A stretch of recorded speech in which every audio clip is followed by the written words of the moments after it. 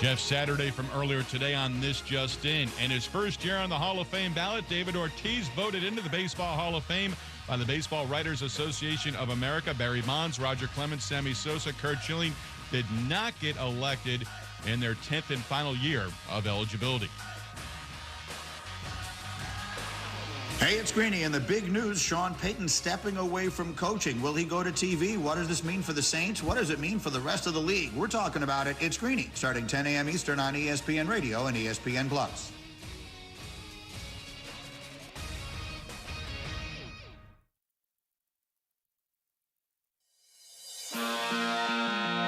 Isn't this a sports show? We're all hungry for a little nibbling of some delicious Chiefs talk.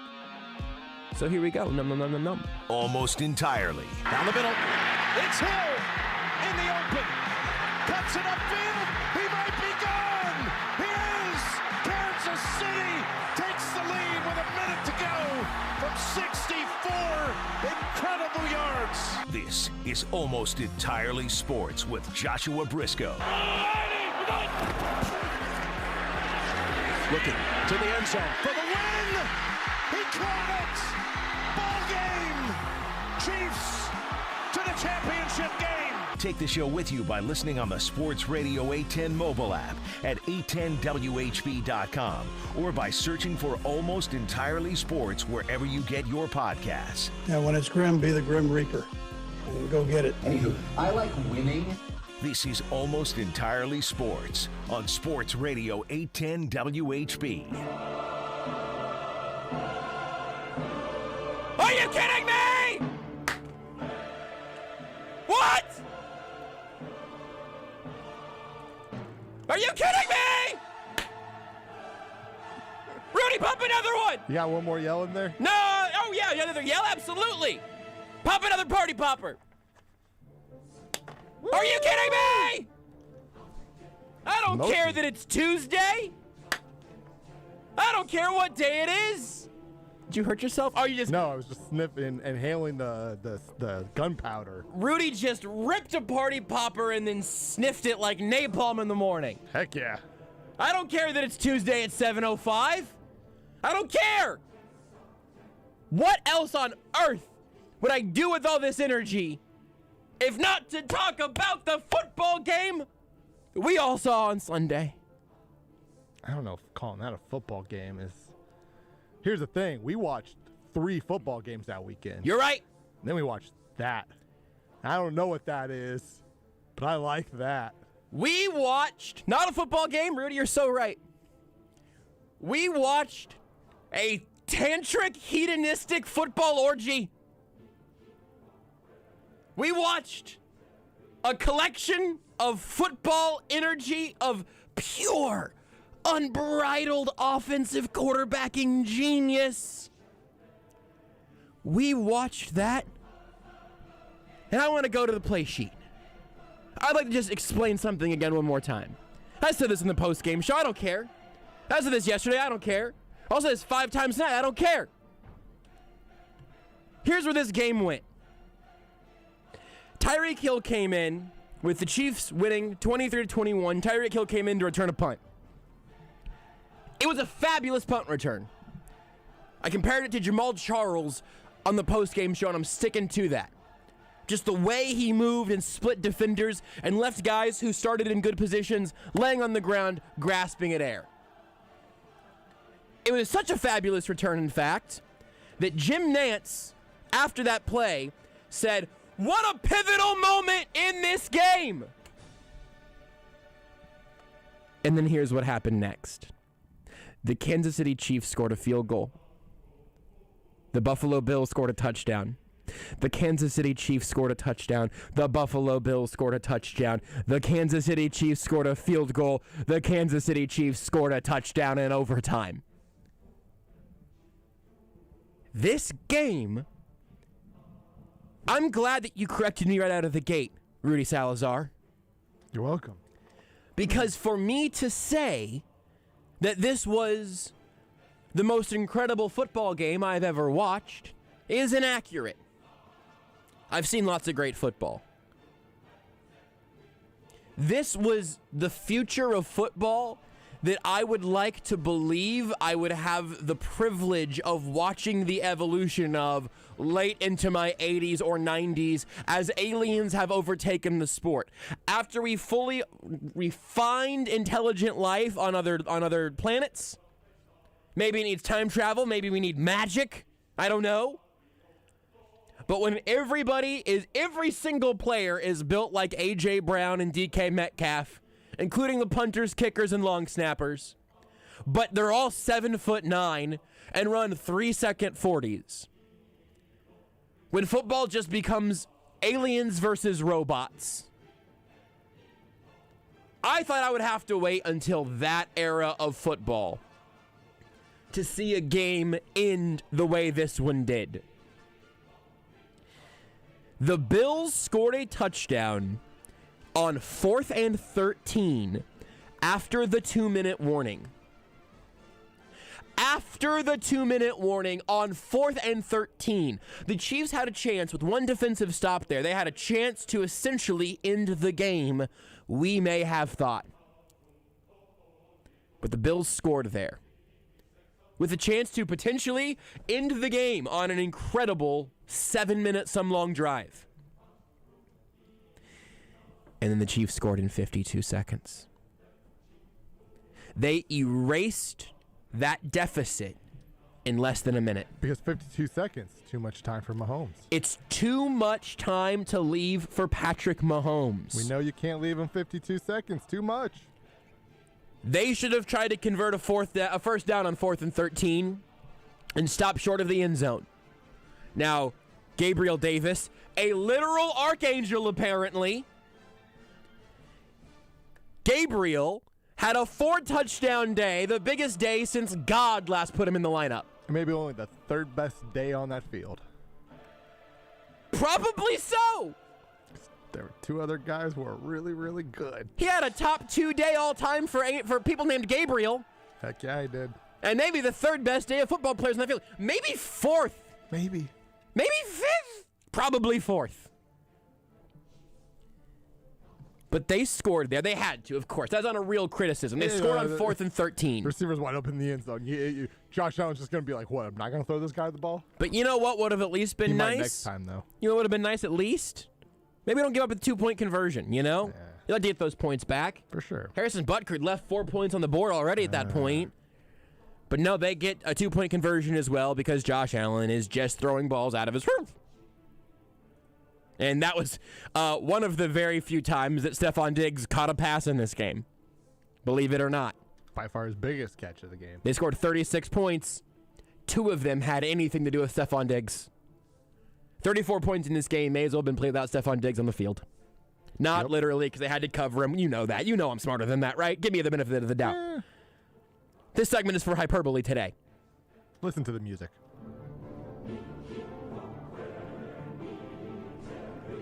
This is hyperbole music. So then the Chiefs get the ball back. The 2-minute warning is passed, but they still have their timeouts. Do they need their timeouts? No. No, they don't. Because it's Patrick Mahomes quarterbacking this offense. And on 3rd and 10, you find Travis Kelce. Keep the sticks moving. And on 2nd and 10, from the Kansas City 36-yard line, you already heard it. Good work on the intro, Rudy. Thank you. Great touch. There was funny enough, you want to hear a funny story? I do. The bones of that was already made from the last time the Chiefs beat the Bills in the AFC Championship game. So just brought that bad boy back, but replaced it. New year, new team, same result, baby. Do we have another loop of this music? We do. Cool. I'm not ready for the climax of it just yet. This is a tantric recap. This is the third act. At the 102 mark, you heard it. Patrick Mahomes hits Tyreek Hill. He houses it inexplicably.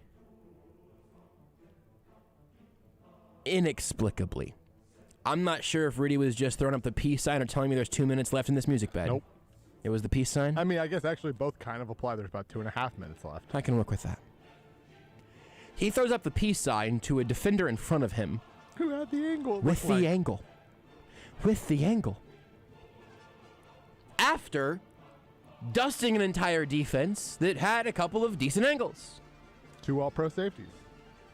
I can't remember who had the screen cap, but at that moment, Tyreek Hill was giving the peace sign. I believe DeMarcus Robinson was holding his hands in the air, and someone else, I couldn't see their number, someone else in the screen cap was literally dancing. Literally dancing.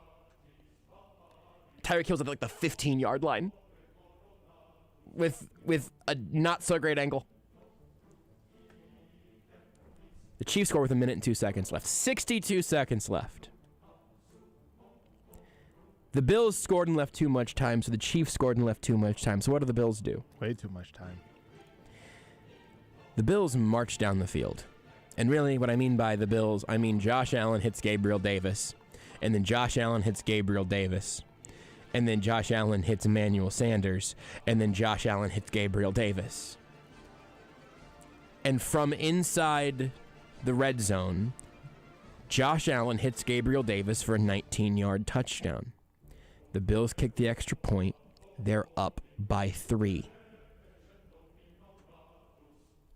The Chiefs have all 3 timeouts, but only 13 seconds. That is how long it took for Dak Prescott to take the snap, run, slide, and fail to snap the ball in time. You know how I feel about Patrick Mahomes, Travis Kelce, Tyreek Hill, this offense. You know. 13 seconds isn't a lot of time. And then in 2 plays, Tyreek Hill in the middle of the field behind Travis Kelce and some help. Patrick Mahomes throwing a strike to Travis Kelce, who takes it into field goal range off the foot of Harrison Butker. Redemption. Overtime. And at that point, the game may as well have been over. It's an oversimplification to say that game came down to a coin flip, in part because I actually think both teams at that point would have signed up for it. Flip a coin because I don't know which of these defenses are going to ultimately fall short first. The only mistake Josh Allen made all day. Picking tails. Apparently it does fail occasionally. I was going to say, but to be fair, tails never fails. Could you hit the music just somewhere? Just smash the space bar somewhere, Rudy, just real quick. The Bills scored too fast when they left 13 seconds on the clock. We got more audio. We got the real clip in post game. We got the audio clip. We went back and looked at it again. Then NFL Films today puts out the other clip. Travis Kelce goes to Tyreek Hill and says, "Hey man, run this, and this. I'm gonna get in the way. Let's try that, okay?" The Chiefs run it, and it works. And then Mahomes goes to Travis Kelce, or Travis Kelce goes to Patrick Mahomes. He says, "Hey, something along the lines of, I'm paraphrasing here. They're playing me like this, and I think if I go out here and do this, I can do a little wiggle and go this way. I'm going to do it." Mahomes says, "Okay." They line up for that last play. This isn't 3rd and 12. This isn't 25 seconds left. This isn't, well, they would have had. No. Both of these plays were convert or it's over. Travis Kelce splits out. Patrick Mahomes starts his cadence. You hear Patrick Mahomes shout, "Do it, Kels! Do it, Kels! Hut!" Before the snap, Travis Kelce moves his feet a little bit, I noticed on the close-up view. And then finds the opening in the defense that may as well have parted like the Red Sea. Field goal, overtime. Coin toss, ball back, drive, and then, just one of the casual best plays you will ever see anywhere in football. This can be the end of the music. because the Chiefs are going to host their 4th consecutive AFC Championship game next weekend. You kidding me? Ridiculous. Absurd. None of it makes any sense. It is not the best all-around football you may see over a 2-minute span, because I'm going to say both defenses may have missed their spot once or twice. You know? Not a great day for defense wins championships. Po buddies nerfed. Po buddies nerfed.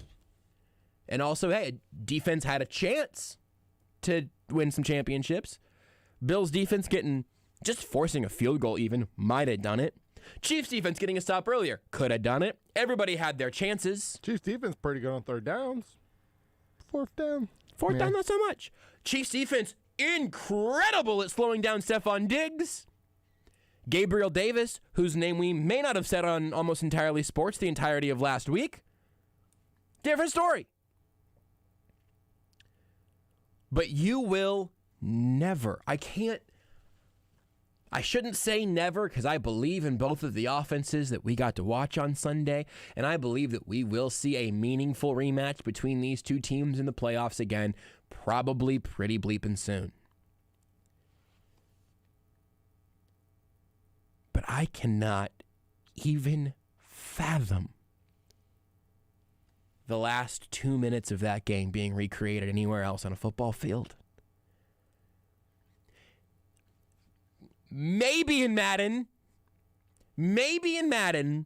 you have one of those exchanges where you just score on the first play of your drive, and then your brother scores on the first play of his drive, and so you score on the first play of your next drive, and all of a sudden that game ends up being 87-84. I don't know that Madden would let you cover, what was it total here? It would have just been 75 yards. No, because the kick. What are we looking at here? There we go. 44 yards to get the field goal range. I'm not sure if there is a way in Madden, the video game, where you would be physically capable of covering 44 yards in really 10 seconds, actually, because there were 3 on the clock when he kicked it, right? Correct. I don't know that there's a way to do that. I'm not sure that I could run 44 yards in 10 seconds. If you start thinking about 40-yard dash times, you would understand why that is hopefully not true, but, think about it. I'm 98% positive I would die somewhere on that run. Especially if you're doing it weaving through defenders and trying to get the ball back down. Now, again, they had their timeouts, but it was just offensive perfection. Perfect precision. Excellence at every turn offensively in that game.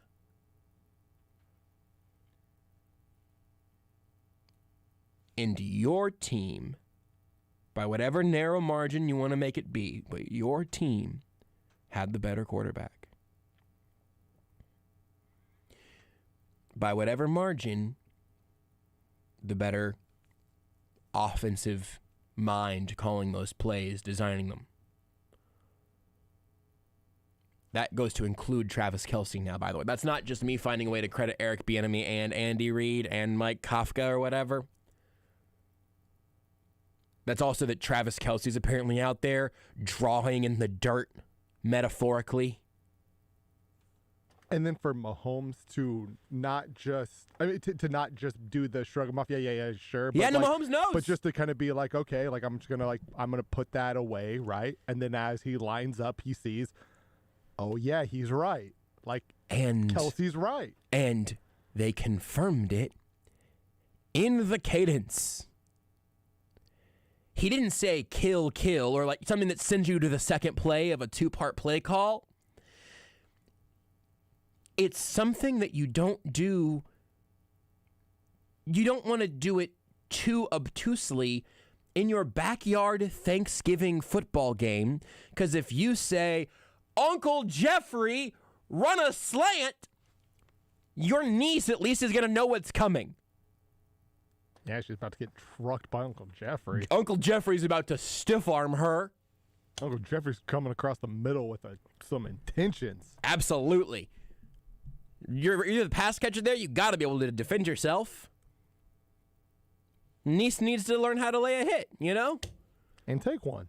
Yeah, it's football. Look, she said she wanted to be in the middle of the field. Heck yeah.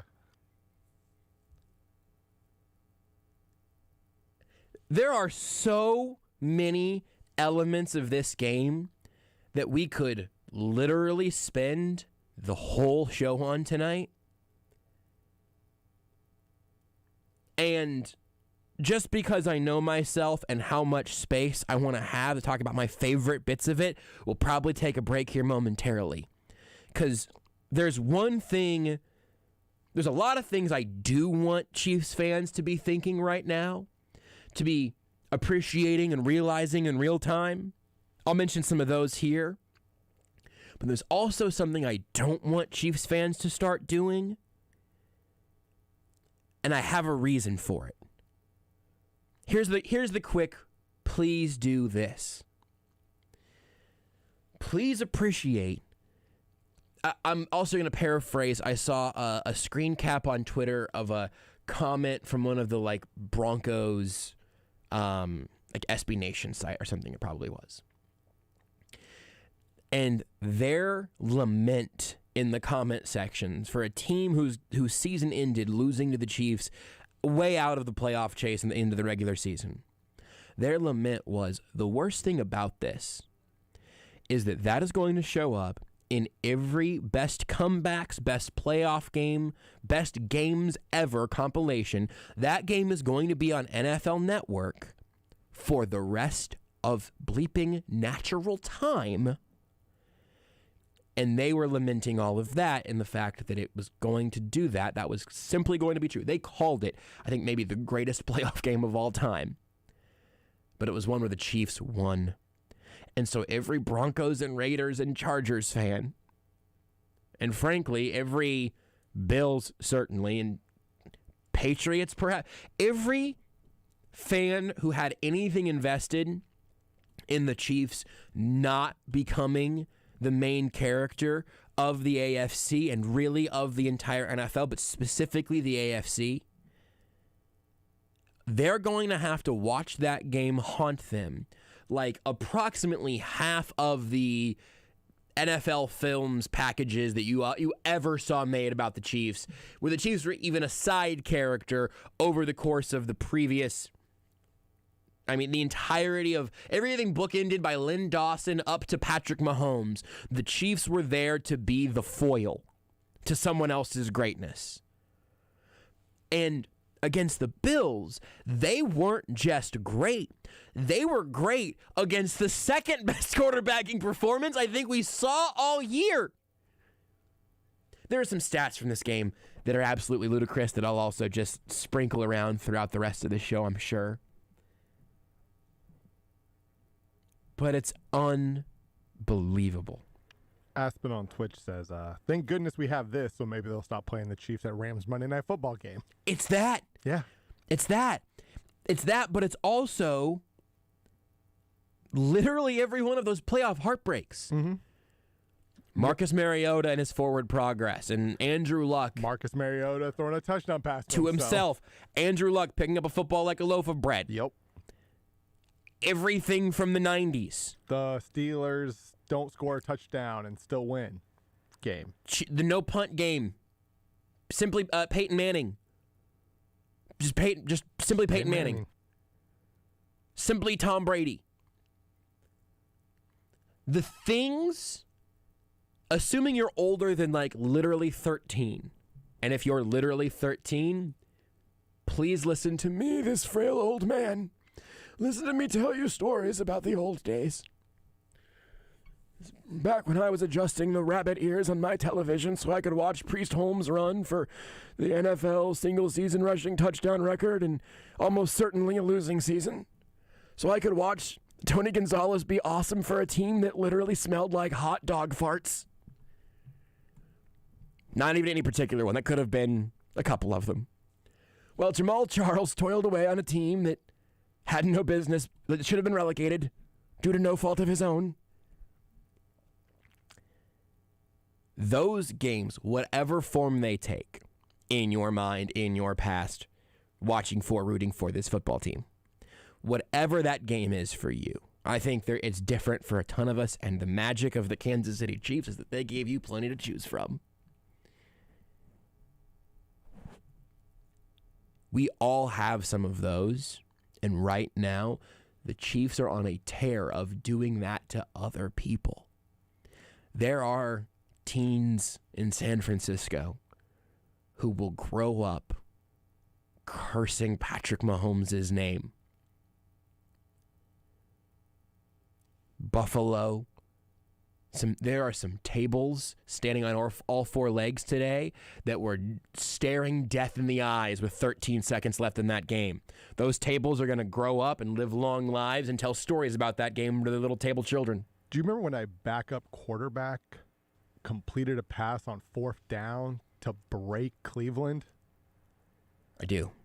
Like not even a Patrick Mahomes moment. It was Chad Henne. But Chad Henne comes in, and on 4th down, Andy Reid's like, we're going to throw a pass. Hey, here's a pass to Tyreek Hill that no one could ever cover, ever. And on the prior play to that, he takes off running and almost picks up the first down himself. The Chiefs have become what we hated for like 20 years. I mean, I'll be honest. I think I tweeted this last year. I kind of like Tom Brady. Kind of always have. I like watching great things. This, I think, was the moment. They've been good before this, right? They've been the clear best, the most accomplished team in the AFC since 2018. This was the moment the NFL world realized. This was the it's not the perfect passing of the torch moment because it wasn't literally Mahomes v. Brady, but Brady threw that torch from Los Angeles. Were they in Tampa? Los Angeles? We should know that. Both of us should know that. I think they were in Tampa. From one coast to the Midwest. The road teams won every game except for the Chiefs-Bills game. Yeah. From Tampa to Kansas City. But 13 seconds left, and Mahomes was like, cool, that's all I need. It was not the absolutely perfect passing of the torch, that's fair. And this is unfair of me, Rudy, because I've literally been working on this particular angle, the benefit of being able to edit this particular angle a few times before I hit send earlier today. But it wasn't just the passing of the torch or the beginning of a new era. It was the NFL being introduced to the new MCU, the Mahomes Cinematic Universe. That's what I want to talk about whenever we come back. Want more Almost Entirely Sports? Watch the show live on the Sports Radio 810 Facebook page. The Chiefs and Bengals in the AFC Championship game. Live Sunday at 2 on Sports Radio 810 WHB. Love. It makes us do crazy things, like being the first one to say, I love you, or adopting a cat together when you're more of a dog person. Celebrate the madness of love with a perfect Valentine's gift from Helzberg Diamonds. Right now, half-carat diamond heart pendants in your choice of white, yellow, or rose gold are just $399.99, a savings of $400. Show her you're smitten with the gift of gorgeous jewelry at our best prices of the season. Hurry, Valentine's Day is Monday, February 14th. Shop at Helzberg.com or visit a store near you. Here's a terrific way to start the new year right. To get fit, stay fit, and save big. It's all at the J, the Jewish Community Center, with the area's best full-service fitness center, indoor and outdoor pools, and so much more. I love it, my family loves it, and you will too. Especially now when you'll enjoy 2 months free and you could win a $500 grocery gift card and more if you come to the J's open house Tuesday.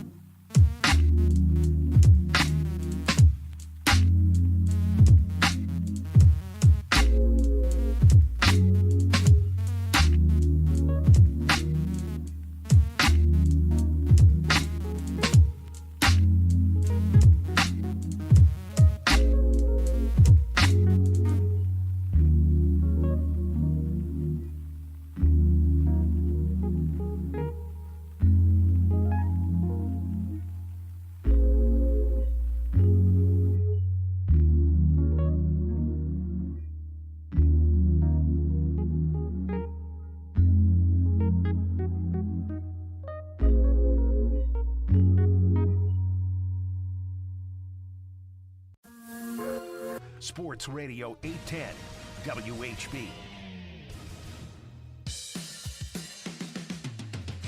You're listening to Almost Entirely Sports. By the way, this is not shade to anyone on the planet, because I haven't listened to any voice other than mine for the last 24 hours and arguably 23 years. But if you start any Chiefs conversation today, I don't care if it's a radio show or a podcast or a conversation with your friends, if you start any conversation about the Chiefs today with, man, I don't know about that defense, you have to go. With Joshua Brisco. You have to launch yourself into another hemisphere. You have to jump on Patrick Mahomes' hand and let him fling you to the sun, which he can do. On Sports Radio 810 WHB. Just as true today as it was presumably in 2018, you have to go if you don't want to start by talking about the offenses in this game. A few things from Twitch, and then I will bring you my magnum opus, which Rudy has not already heard or read, which I'm excited about because I almost ran all this by Rudy like last night when I was working on this. But I didn't. I just let it fly, and now Rudy gets to decide if all of this passes his sniff test because there's some expertise from Rudy on my new mission here, which is to make football and be the new Kevin Feige, basically of the football world. Basically, I would like be a pretty good job. Sure would be. Could you imagine that? But a few things from the Twitch here, real quick. Ronaldy McDonaldy, so good name. I mean, I love reading Twitch usernames, man. Said, I seriously can't wait to watch the episode of the Mahomes 6-part docuseries about this game. This is the thing, and if you haven't, I almost cut the audio. You got to see it also. If you haven't, just at least go watch the NFL Films clip of Travis Kelce talking to Patrick Mahomes. Would you like it? Do you have the audio already? Yeah, I can have it in like 2 seconds. Go ahead and grab it. Well, maybe we play it here in a little bit because you should hear it, but you got to, the visual is very important to it all. But, do you want the one about how Sean Payton helped heal a city on the aftermath of Hurricane Katrina before Bounty Gate? No, I just wanted to. I respect that, sure. Certainly, but it's not my current. That would not be my first NFL Films clip of the day today. Definitely not gonna play the next one because that's Robbie Gould, and I believe he says, well, I think it was Jimmy Garoppolo actually does say bleep the Packers. Yeah, I mean, that's honestly, that's up to you if you want to play that. I feel like that would really fall on your shoulders. So that's your call. All right. And I do have to interrupt myself here really quick because Dick Butkus has tweeted, given the market turmoil, I am giving serious thought to launching my own cryptic currency.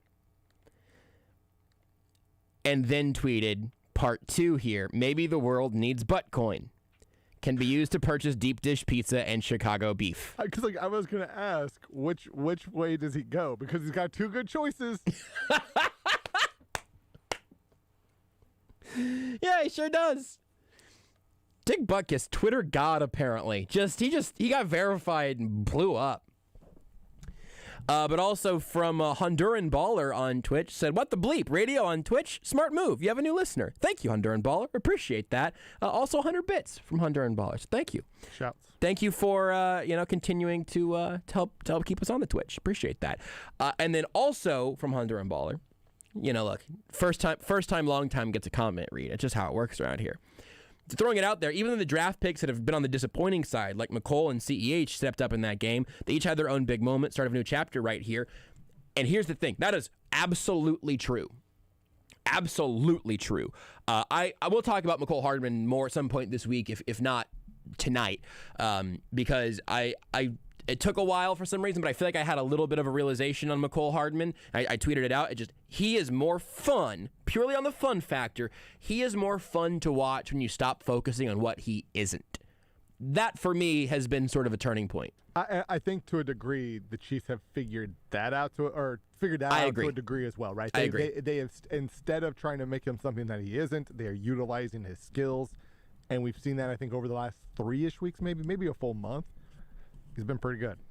And Edwards-Helaire having a role where he's the change of pace guy to McKinnon and has a couple of nice angry runs. That works. Byron Pringle had an incredible touchdown that is going to be largely forgotten on a play that was absolutely mind-melding. I was literally about to say the play that I forgot about until this morning. I saw Seth send out a tweet about it. Yep. And I was like, I forgot this play ever happened. That play might have been from a decade ago. I was reminded of it when I saw Adam Teicher's tweet about it, because he tweeted at the time something along the lines of like, that might have been the best Mahomes throw we've ever seen. I thought Mahomes was throwing it away. I saw that tweet later in the night. I think I quote tweeted it from Teicher and saying, I completely agreed with Adam at the point of this tweet being sent. And then I forgot that play happened. During the post-game show, someone said the phrase Pringle touchdown, and I just kept moving. I didn't even think about that play in my head again, because too much crazy bleep had happened. It was just, I mean, that game was unbelievable, and we saw it from everybody, right? Like the only person, and honestly, I would actually argue like he did make big contributions. You just doesn't show up on the stat sheet. Demarcus Robinson has some really good blocks down the field on some of those runs, like on Tyreek Hill's run, right? Yes. He's just the only playmaker, skill player who essentially didn't. Noah Gray was out there also, I think, on the Tyreek Hill long blocked play. He also had a nice catch in that game. He did, yeah. Chaotic Warrior and Aspen both had people leave in front of them at some point in that game. Also, if you left, you have to lie forever. You can never let anyone know. It's a blood pact. I'm just never the leave early guy. Part of that is because I don't go to games often, so it's like, hey, I'm here. I've spent money. Good or not because I think this team is coming back. When there were 13 seconds left, I literally stared at the TV in the FM room and said, "Well, Chiefs lost. I guess I have next weekend off free now, right?" You did. I think you came in here and said, "At least we're off next weekend." At least we're off next weekend. Like I did not think the Chiefs were going to win that game at all, let alone tie it. Didn't think there was any chance, but. You pay money for tickets. Might as well stick around. You're not going to beat the party by that. Happen. You watch the Progressive commercial? Are you kidding me? Don't talk about leaving the game before the game starts. Yeah. So here's my thing for today. We talked about this some, I think, a little bit on Friday, and I definitely talked about it on Saturday. The idea of this being the beginning of the new Brady versus Manning. Mahomes versus Allen being Brady versus Manning. The duo of quarterbacks for a new generation and all of that. I told you that I didn't particularly care for that comparison, not because those guys aren't worthy of it, but, and this phrase has come to me over these last couple of days, but because you're not casting Patrick Mahomes and Josh Allen in a reboot. These guys are playing the position differently on a million different levels than Brady and Manning did.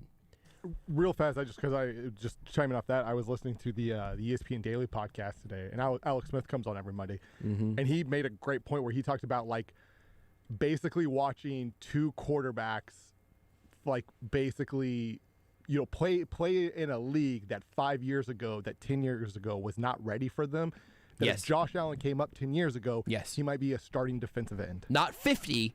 But like 10, certainly 50. But I mean, like, we're not saying long ago. We're saying recently he would have been relegated to being Blake Bell. Yeah, like he just, it's just the reality of the situation. If he grew up, if he grew up when Alex Smith did, he probably never gets the chance to play quarterback. Correct. Maybe he does, and then at some point that position, he gets moved to a new position. Because especially when you think about Josh Allen, it's not like he did not come out of a high school, the top recruit in the nation. The man ended up at Wyoming. Patrick Mahomes 20 years ago is playing baseball, probably. I think this was a PFT commenter tweet, but it was the only way you can stop Patrick Mahomes is to have Cliff Kingsbury coach him, which is pretty freaking funny. But yeah, they're a different evolution of the position, and it comes with a different evolution of the sport. And so, will anybody ever be as precisely deadly as Peyton Manning ever again? Maybe not. Is anyone ever going to have the pile of Super Bowl rings that Tom Brady has? Probably not. But what we have right now in the AFC is Patrick Mahomes being the king of it. Josh Allen just threw a flurry of blows at him and almost got him. Joe Burrow won a regular season game. He'll try again on Sunday. You have Lamar Jackson, who has proven that he deserves to be in these conversations despite having an injury and sickness-riddled year this year. This was a terrible year for the Ravens. Altogether, Literally top to bottom. Before the season started, they were just dropping like flies. But here's the specific thing I want to point to. I don't want to hear, and I haven't really, to be fair, I don't want to hear any Chiefs fans doing the Patrick Mafraud thing to anyone else. First of all, because it's a sloppy portmanteau. It doesn't make any sense. But I don't want to hear that Josh Allen is a fraud because he couldn't beat the Chiefs in this game. I don't want to hear it about Joe Burrow or Justin Herbert or Lamar Jackson or any of these guys. I'm, again, just taking AFC here for the sake of simplicity. It's who Mahomes is going to face year in and year out. He'll face multiple of those guys in the playoffs Multiple of those guys every year, exactly. Unless something really weird happens. Right. Or if Zach Wilson gets really good really fast, or Trevor Lawrence. Which, hey, they would like to put themselves in that, and they absolutely could. Mac Jones may be at the bottom of that list, and he might still be a very just solid quarterback in the NFL for 15 years. If you were a Chiefs fan today, you could have a little bit of woe is me about that. Where you go, wow, we have an absolutely unprecedented talent and player and person at quarterback. Haven't even mentioned Deshaun Watson's name, by the way. He's going to play football somewhere, I think. You have the singular guy. Man, what a tough break that he's going to have to absolutely slog through 5 or 6 of these dudes every year between the regular season and the AFC West and the playoffs. That sucks, doesn't it? I would like to talk to you about the Amazing Spider-Man movie starring Andrew Garfield. This is a conversation Rudy and I have had many times. It's why Rudy might earn a co-byline on my story that went up in Arrowhead Report today about this. Check it out at arrowheadreport.com if you'd like.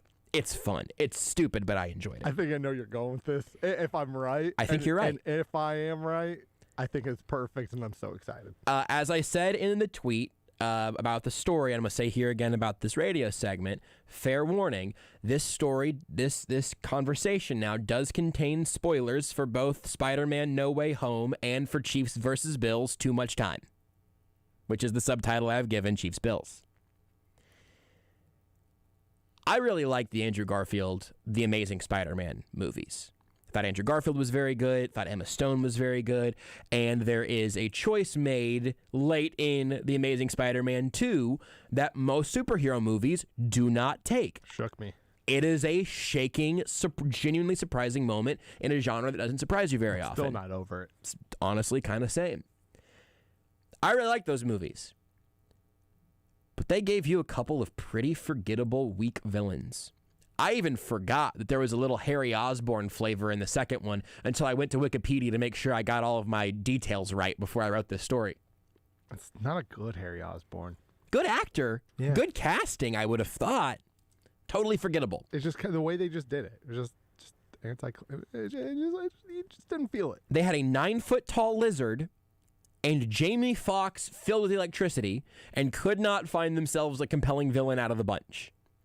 And therefore, that is the shortest-lived Spider-Man reboot, and for most people, the most forgettable one.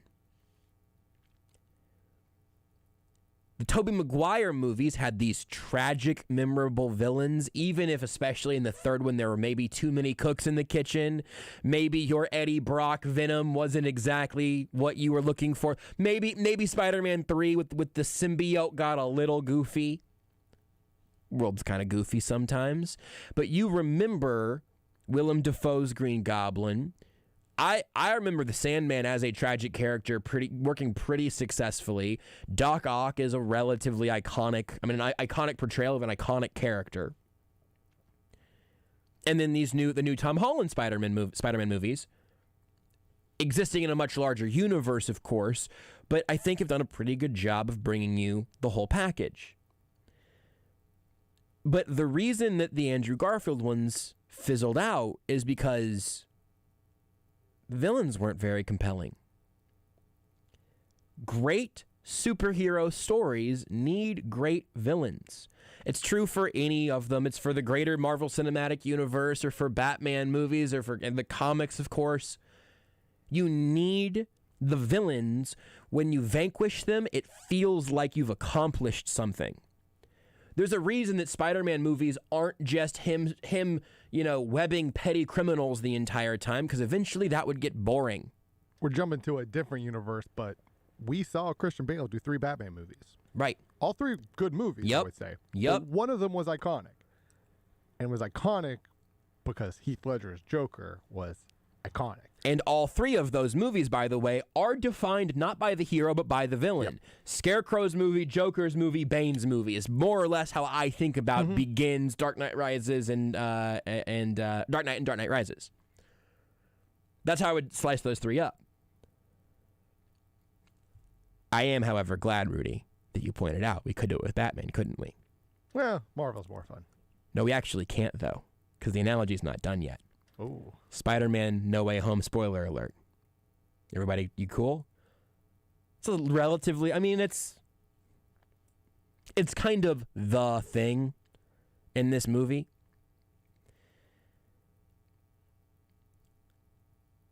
In addition to the entire cast of returning villains in Spider-Man No Way Home, earmuffs, everybody, if you haven't seen it yet. No Way Home has 3 Spider-Men. The Chiefs might have 4. This is something we'll talk about with Seth Keysor tonight, because he's already written about the anomaly, the chess master, and the GOAT being Tyreek Hill, Andy Reid, and Travis Kelce, respectively. Of course, Patrick Mahomes being the Mahomes of it all. You can do it with that movie. You could do it with the Avengers, I suppose, if you want. But you need villains worthy of your respect, fear. And if your villains cannot get a W every once in a while, they're not a very good villain. Eli Manning. You've got to be able to get one. It makes the Patriots story better. Yes. The fact that there was a stretch where they lost twice. So here's my hope for Chiefs fans hearing this right now. Rugged villain, bad boy, Eli Manning. Famous bad boy, Eli Manning. Famous bad boy. I hope that Chiefs fans right now appreciate Josh Allen and Justin Herbert and Joe Burrow and Lamar Jackson and any of those guys that should be in that conversation or will enter that conversation in years to come. I hope you appreciate it, and in some way I hope you're rooting for them. Don't be resentful of them. Don't undercut them. That doesn't do you any good anyway. But appreciate the fact that they are a vital part of this story. Right now, undeniably off of that game on Sunday and what the Chiefs have done so far and what they're set to do in the weeks and months and years to come, right now, Patrick Mahomes and the Chiefs have a script in their hands. And in that script, they are the center of America's favorite sport as it enters a new golden age of football. They are the main character in this story. For some people, they'll be seen as a villain. Maybe they're an anti-hero to some. But they are the main character. And cinematically speaking, if not always the best thing for your heart rate or your blood pressure or your gray hairs popping through your scalp because of the games we've seen this team play, but cinematically and in the story that will be told on NFL Network and ESPN and these airwaves and every turn of sports history, the best thing for the Chiefs' rise to dynastic levels is going to be the fact that they have no choice but to get through incredible villains to make it happen. And I do still think you should give the Andrew Garfield Spider-Man movies another shot. Did you know you can listen to Almost Entirely Sports anywhere, anytime?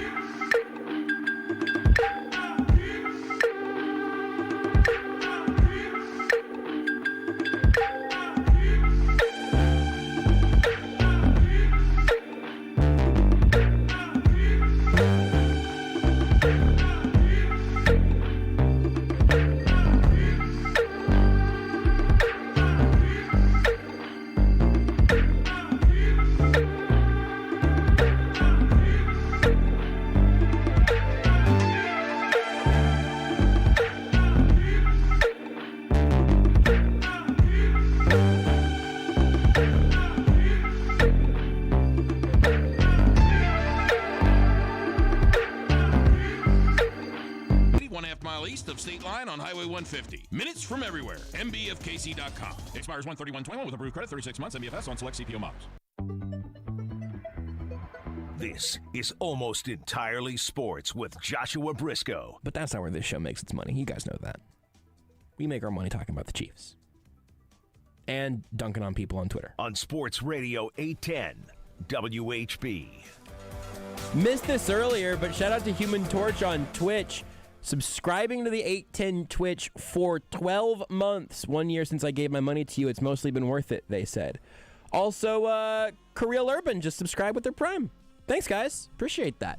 Keeping us on Twitch. You know, I can throw that money into the Twitch bucket, and maybe eventually we'll be able to buy ourselves an inflatable hot tub, which is really our goal. Rudy, any notes on the superhero analogy? No more spoilers. We've got people worried about spoilers. Yeah, so I thought it was very good. I kind of mentioned this. I guess that might make Josh Allen, at least from our point of view, and maybe it's just from me, more the Loki, like the villain who you love, who you want to see do good. But then, at the end of the day, if he has to go up against the Avengers, I want to watch Hulk smash him, right?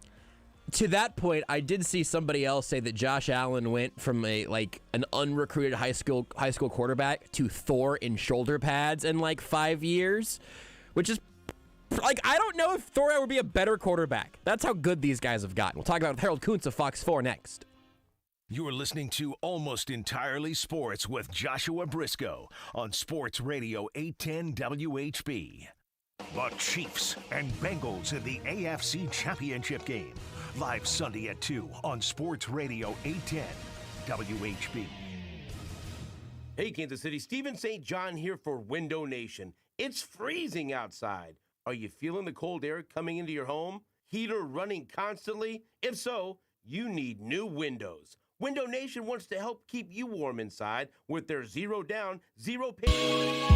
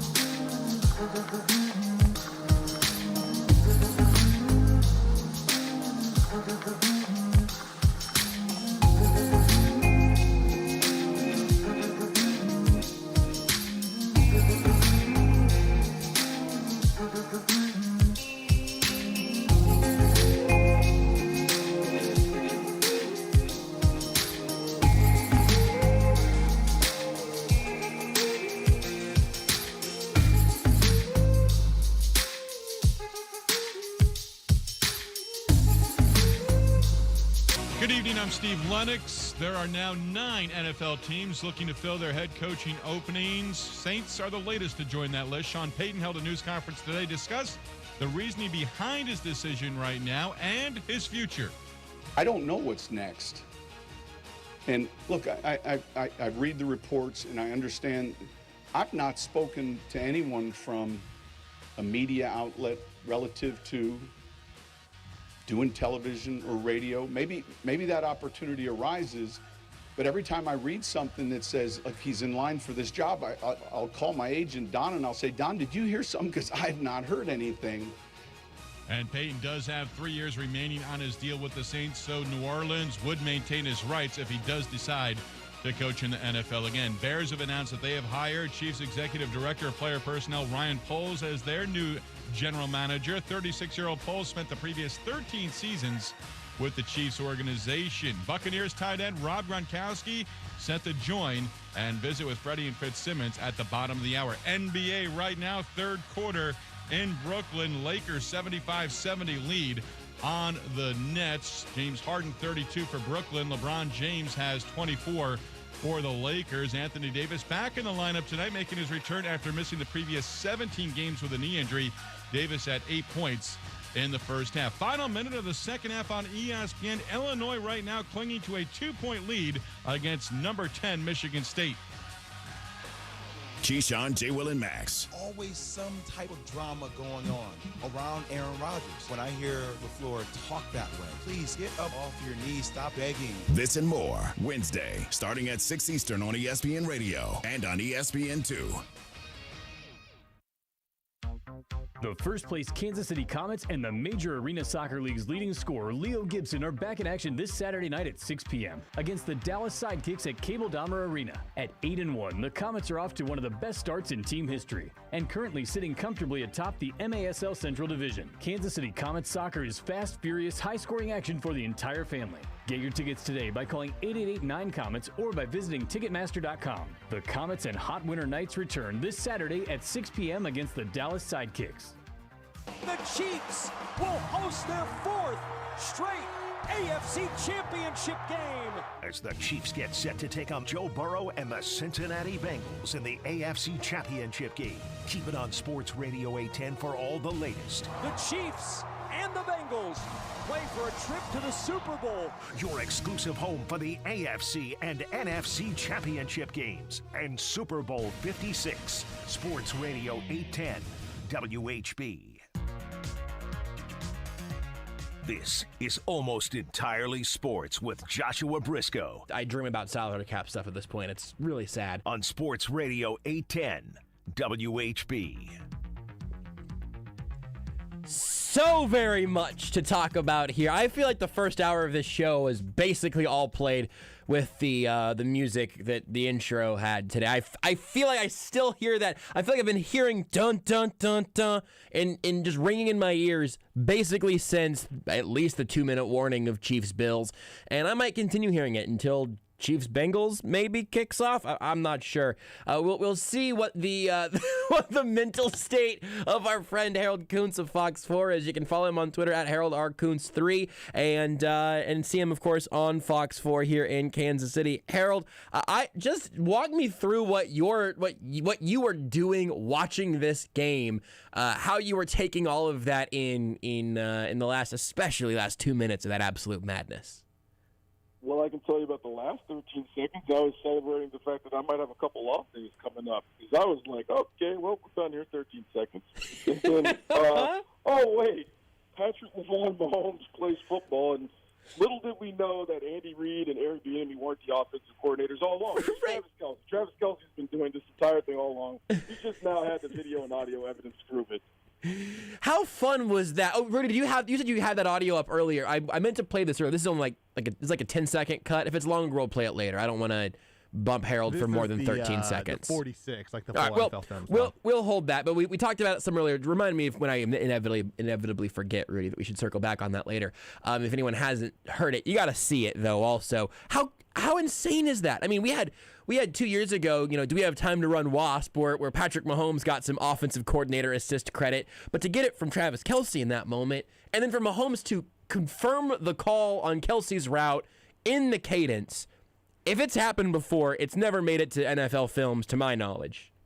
Yeah, no, it's just confirmation of, I think, what we around here already know is that they've got such a good grasp of the playbook now to the point where when they're doing anything, like if Mahomes wants to make up something, Travis Kelce wants to make up something, I think Tyreek Hill has the opportunity to make up something, and probably a McCoy or DeMarcus within certain realms of the offense, certain schemes of the offense.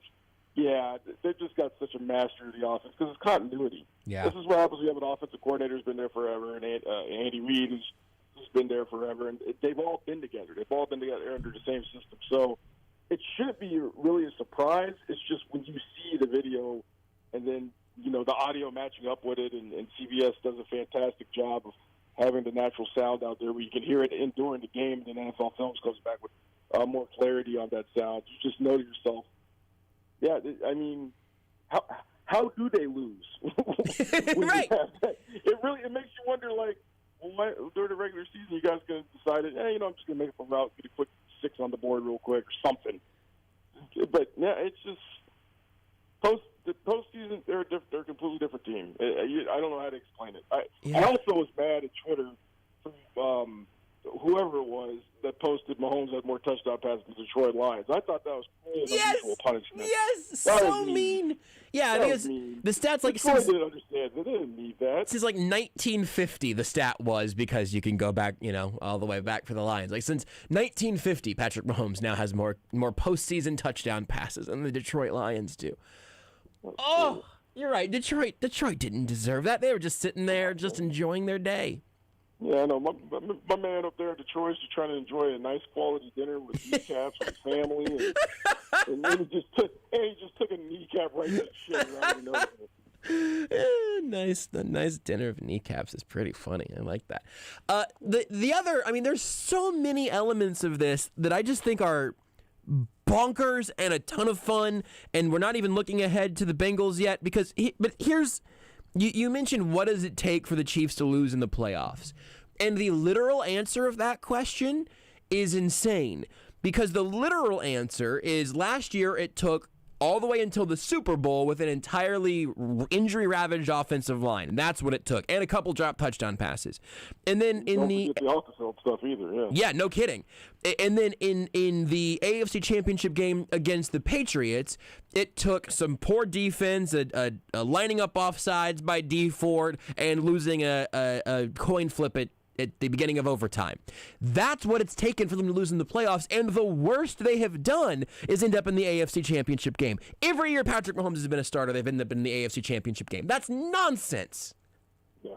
It's 4 consecutive, and then you factor in Andy Reid did this with Philadelphia, but it was only 3 consecutive. And over the history of the NFL, you think to yourself, okay, eventually they're due for like one of those years, like when they went 3 and 4, you're like, okay, it might break into the playoffs.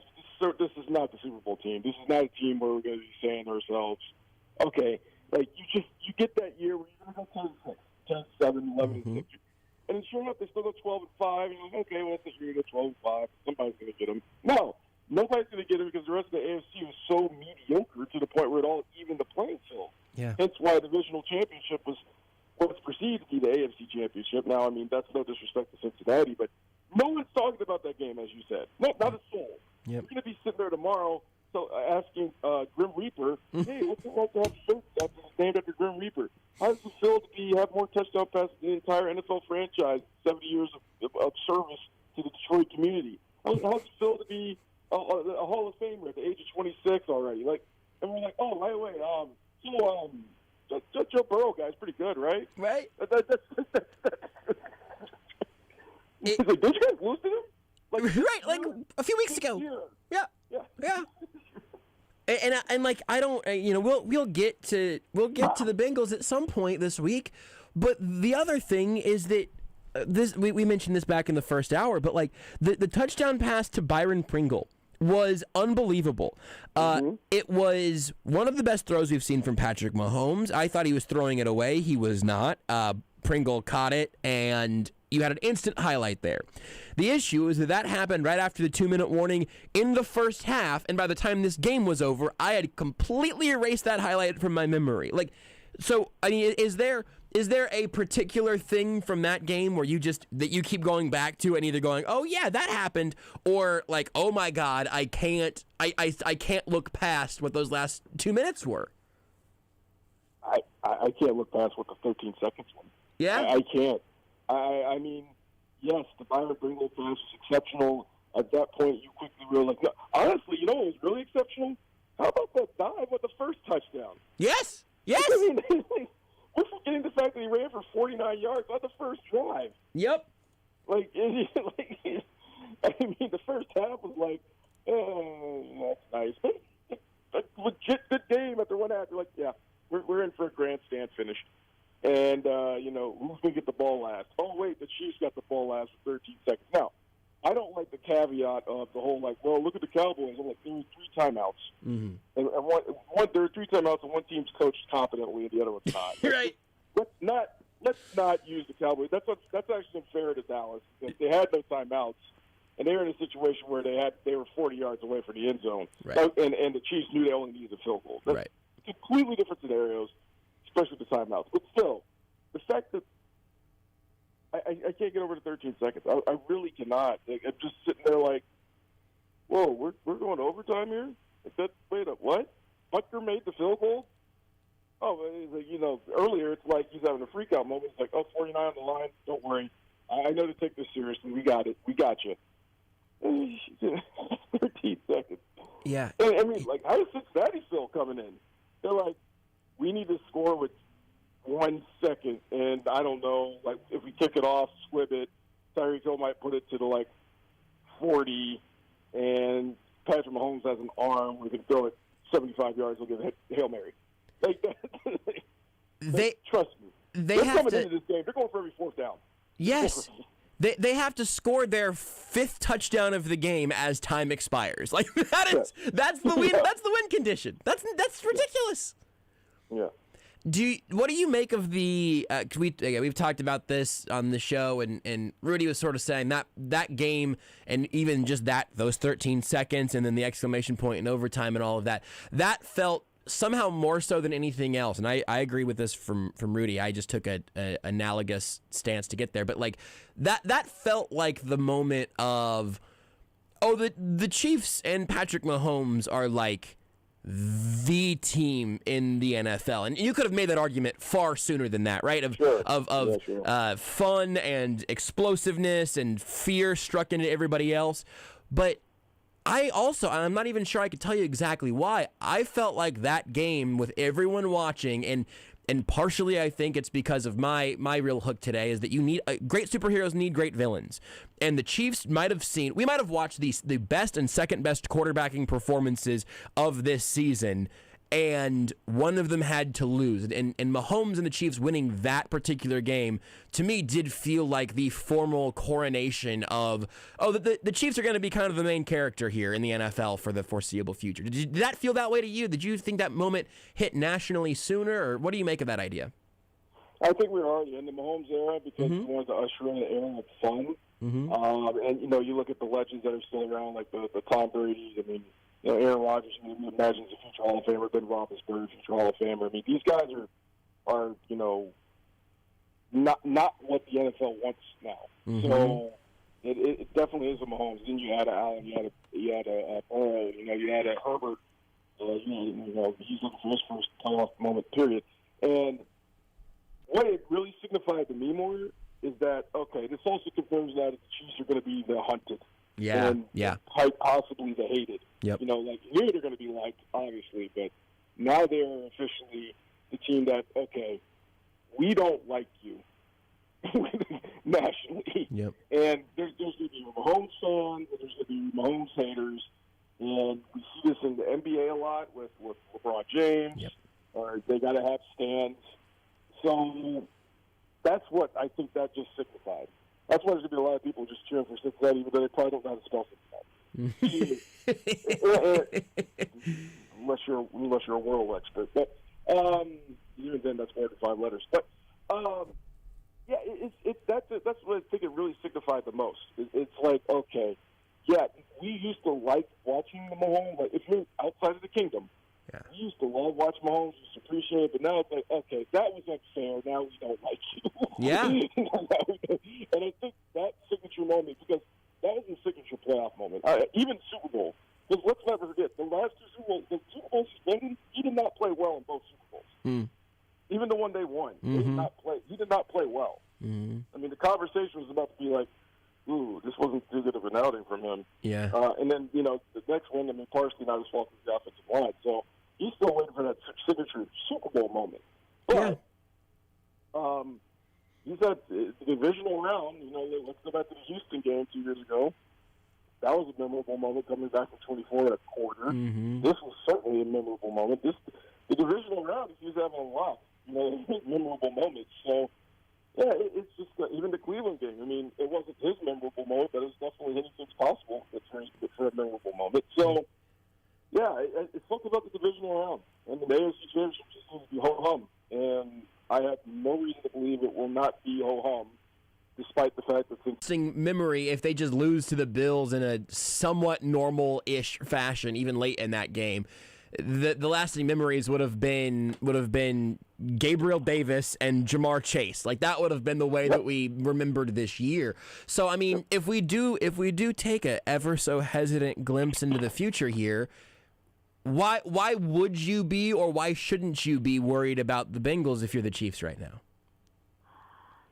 I harken back to the fact that it's still fresh that they lost to them. That was the day after New Year's. That was January 2nd. It's still fresh. And it's the fact that one person had so much success against them. You saw what they did against Stephon Diggs. Yeah. I mean, that's also why Gabriel Davis kind of took off. But you saw what they did against – I fully expect that to happen. And, we could have a situation where Tyler Boyd or T. Higgins or Joe Mixon out the backfield goes off for like 100-something. But they just know cover Chase.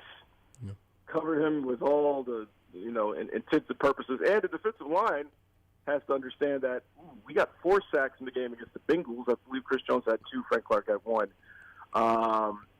And I want to say Ingram had the other, but I'm not sure. But I know they had 4. They're like, well, the Titans got 9, and I think we're comparable defensive line. Yeah. They're thinking. So yeah, let's bother him. Let's hurt him. Even if he gets up, let's hurt him. And not physically hurt him, but, let's put him in a little uncomfortability. And then, hopefully the secondary can eat. I mean, Spagnuolo's and his exotic blitz schemes could really throw something at, because the Titans play pretty base. They just, because their defensive line's so good, they just let them go off, and they know their secondary needs all the help they can get. This secondary is a little bit better than the Titans secondary, so I feel like Spagnuolo can dial up the pressure a little bit, knowing full well, look, if that offense is on the field like that, they're playing at that level, yeah, let's go for it. Now, granted, Bengals held them to 3, and, Trey Fredrickson is a beast out there at defensive end, but they faced Greg Rousseau, who's a beast at defensive end. He got like 1 or 2 good plays. They faced T.J. Watt and Cameron Hayward, who were 2 All-Pros. Yeah. And, yeah, obviously T.J. Watt got his play in, but they can't score. Well, T.J. Watt did, but I'm saying, like, they're going to score all the time. Theoretically, they shouldn't be allowed to score. Theoretically, I'm saying, like, they're not, like, that's not, like, I mean, it's the goal, but you don't expect them to score, like, 3 touchdowns on 100 yards rushing.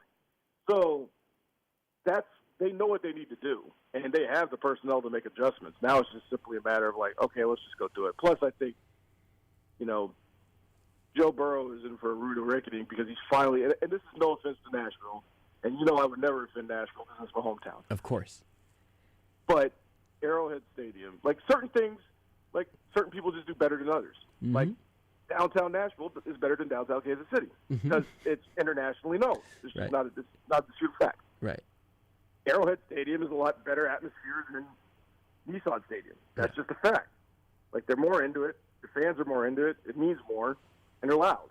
And that's going to throw a big hamper in Cincinnati. They're going to come out shell-shocked, which is going to help the fact that the Chiefs are probably going to be, like, still a little on cloud 9 from last week. Yeah. So I'm expecting the first 20 minutes of this game to be a little ugly.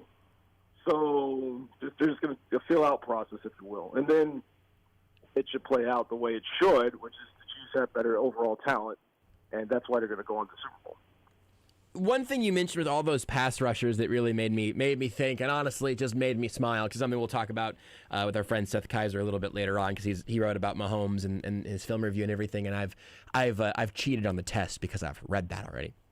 But he looks all the time at what Mahomes is doing in the pocket and when he escapes, and we all saw this with our eyes ourselves.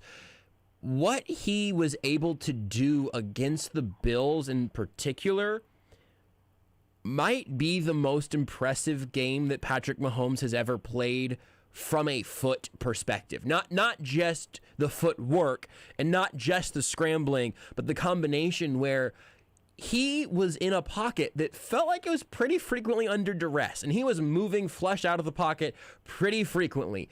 But he never was playing like a guy who was panicking or who was uncomfortable. He's never really had issues with his eye depth, keeping his eyes downfield whenever he wants to move. But in this game in particular, I kept waiting for that pressure to bother him more, and he was just still a fire-breathing dragon. I'm curious what you think about this season of Patrick Mahomes altogether, in part exclamation points from the Bills game and in part looking ahead to the Bengals, but also this is a season where he has been more, his struggles have been more publicly dissected than ever, even if they aren't necessarily all fair issues.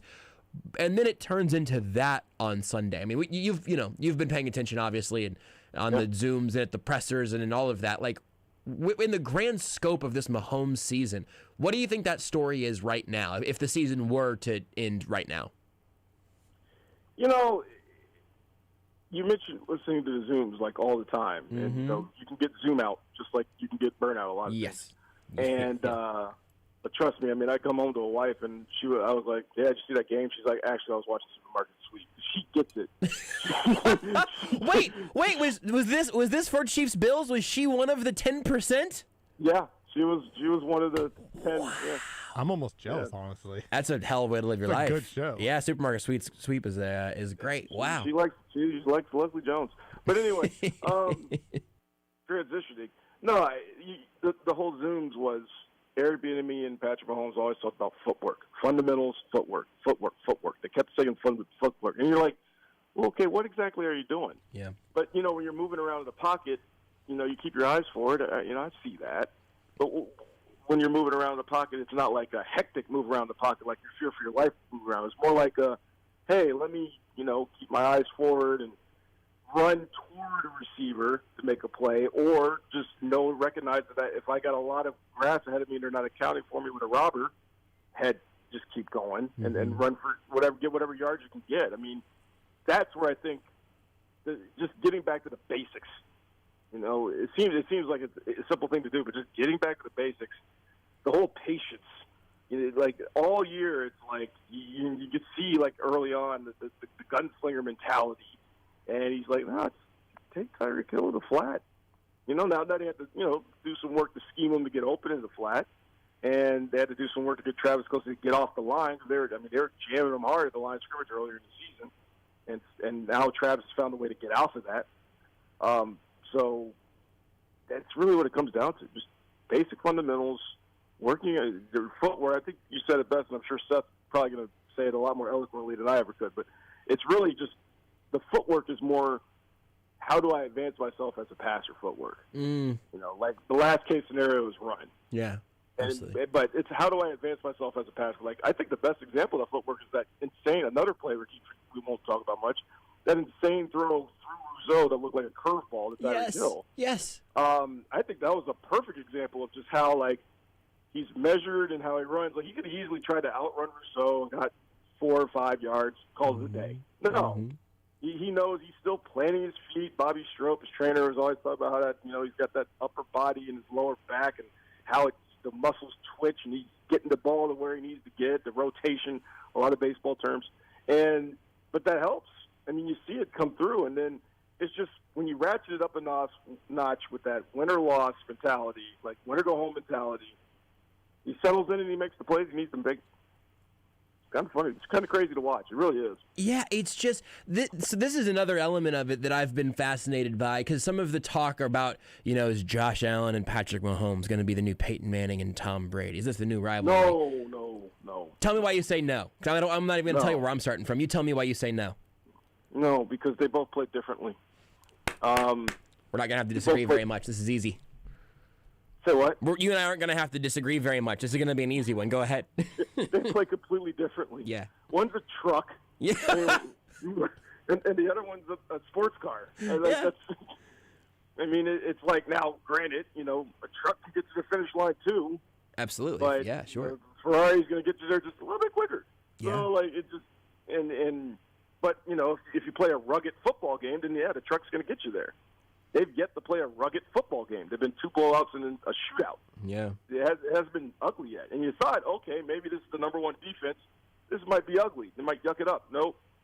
Did not get yucked up. What we found out was Buffalo Bills defense, despite being number 1, the best quarterback they faced pretty much all year was Tom Brady. They faced no offense to Tom Brady, but they faced a guy who doesn't leave the pocket much. Yeah. I mean, now granted they obviously faced Patrick Mahomes, but I think they faced Patrick Mahomes 1.5 instead of 1.0 when they faced him in Week 5. Yeah. I agree. I agree with the pushing back on the comparison, partially because this different styles of these two guys, and also because different styles of comparing. I don't want to compare Peyton Manning and Tom Brady to either of these guys because they play the game fully differently also. So I only even float that out because that was something that caught my ear during the week last week that I didn't like very much, partially because also if this is, I mean, it's not Act 1, I guess, because we had an AFC Championship game and then a regular season game and now this again. But if this is part 2 of the documentary, of the series of Patrick Mahomes's future ESPN Plus whatever. Are you sure we're only at part 2? Well, I don't know. Maybe not. Maybe we this might is. We might be at 3 or 4. We might be. And so maybe it's not even Mahomes' show, but the show that talks about what I am looking at right now as the next or the new or maybe the most golden era of football. I hope that game is the one that people can look back and point to, but I am curious what you think, again, with this entire class of young guys, especially in the AFC. You mentioned Herbert and Burrow, and Lamar Jackson kind of disappeared this year because of injuries and illness, and there's some other young guys. Will Trevor Lawrence or Zach Wilson ever be good, or Mac Jones, for that matter? I don't know, but I am so excited to find out. I really am. I think we are entering an era of quarterback play that will have no equal anywhere throughout football past at this point. Am I overstating that? I think we're entering it into AFC. Yeah. Yes. Yes. The NFC is kind of the old guard. Yes. Absolutely. I mean, who's the young quarterback in the NFC right now? Who's the young one? Tom Brady, because he will play for another 10 years. Yeah, Mr. Fountain of Youth. Yeah. But, I mean, in terms of the teams that made the playoffs, the only one that was, genuinely young was Jalen Hurts. And he's got worlds to go with his progressions. So, no, I mean, you look at the AFC, I mean, I wouldn't even – if you get Derek Carr in Pittsburgh, I would not count that out. I think that makes that team immediately better. Yeah. I mean, you have Herbert, obviously. You have – and then the other one, I think I'm not going to count out Trevor Lawrence just because he needs, an actual professional head coach. Right. An offensive coordinator down there. So, yeah, I wouldn't count that out. I mean, it's halcyon days, to use a long word. It's a great word, halcyon days, but it's I don't know. I don't like the NBA. There's always NBA narratives gosh, back in the day, it's it's Russell versus Wilt, and then it's Jordan versus Magic, and then it's Larry versus Isaiah. Let's stop with this. I mean, it's different generations, it's a different era. The game's played differently than it was even 15 years ago. Yeah. Look, I'm old enough to remember when you could have Joe Flacco as your quarterback and win a Super Bowl. What? I'm old enough to remember when you could have Trent Dilfer as your quarterback and win a Super Bowl. That couldn't have happened. There's no way. Yeah. I mean, I'm not going to date myself too far away because, I mean, then we're starting to get into Super Bowl Roman numerals you can actually recognize. But, right. But yeah, the game's played differently. But I mean, the constant is Andy Reid. I mean, Andy Reid had Donovan McNabb, and he had Michael Vick, and now he has Patrick Mahomes. I mean, those are 3 best quarterbacks he's probably had to work with. I mean, with all due respect to Alex Smith, I'd still put him fourth on that list. And he got him to 1 Super Bowl, and he got him to 4 straight NFC championships, all well and good, but you never thought to yourself, yep, that's the guy who's going to get him over the top. I think, honestly, Patrick Mahomes is so good, he's actually making you overlook the fact that sometimes Andy has some missteps coaching. Yes. Yes, 100%. And he just knows the offense so well. It's like, yeah, you know what? I think I understand this. I'm seeing it out there pretty good. Yeah, let's run this. That's why you see him do do we have time to run wasp? I mean, he's just aggressive. He's aggressive nature, but when you have a guy who's aggressive but knows how to be patient. I mean, as far as I'm concerned, as long as this team has prime Travis Kelce, there's no reason for them to lose unless they're just having some internal issues or something. There's legit no reason for them to lose. As long as they have prime Travis Kelce and Tyreek Hill doesn't lose a step. Now, when those two things happen, because those, I mean, you don't just replace Hall of Famers. Right. You have to make somebody good the same way Peyton Manning had to make a lot of guys good with the Colts, with the exception of Marvin Harrison and Reggie Wayne. He had to make a few guys pretty good. The same way Tom Brady had to make guys pretty good, with the exception of when he had Randy Moss and Danny Amendola, prime Danny Amendola. So, yeah, it's just it's really fascinating to watch this whole thing progress. But it's also fascinating to know that the best one plays in Kansas City as of right now. Yeah. That's the thing that I hope Chiefs fans are appreciating, is that this is an incredible era, but there's only an argument for second.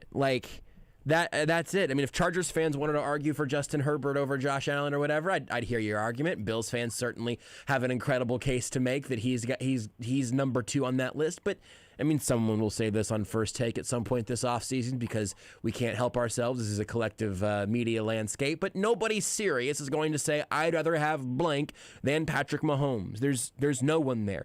I'm glad you mentioned Travis Kelce also, because not just with him being an offensive coordinator, but also the things that he does every bleeping week, Harold. It's just on a weekly basis, he is setting records. He's setting playoff records. He's going for 100 yards, barely missing that against the Bills. Another thing that I hope fans are grasping, and I think most are, but I will belabor the point anyway, because worst case scenario is that we praise Travis Kelce more, which is something I'm fine doing.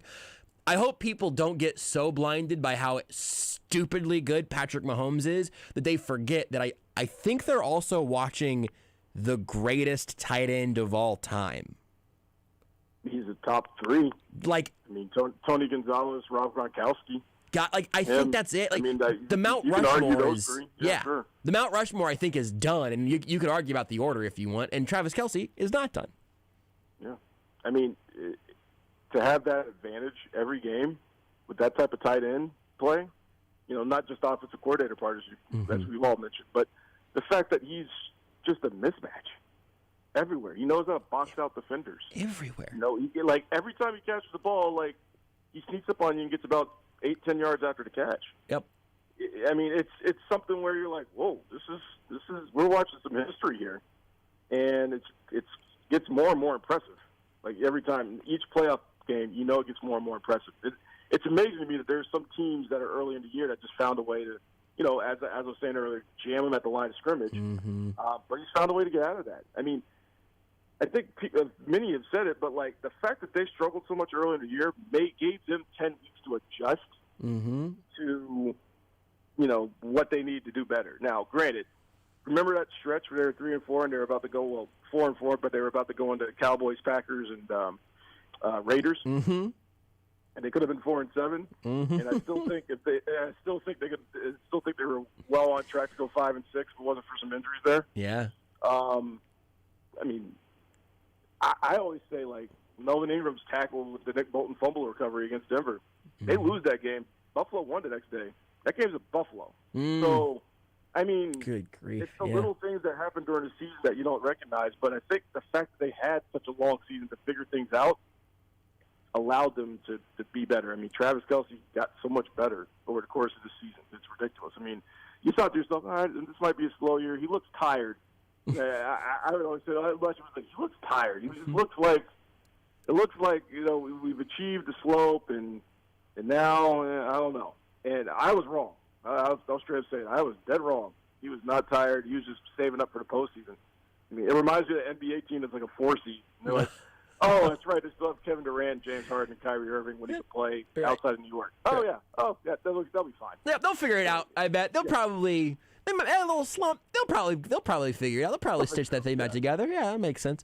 That's exactly what it is. I also do think it's hilarious that so many of the analogies for the Chiefs we have to leave football to get, because you don't. you don't get collections of talent like this around NFL teams. So you have to go pull from the Warriors or the Nets or whatever, because that's the scope that we're on. It's ridiculous. I mean, the only comparisons we can think of is, say take 90s Cowboys when they had Aikman and Smith and Irvin. There was the 3 future Hall of Famers, and then you had a couple guys in the offensive line like Larry Allen. You knew they were going to go. I mean, if we truly look at the offensive line, if he continues at this progression in his career, then Creed Humphrey's probably going to be in line for a Hall of Fame nomination.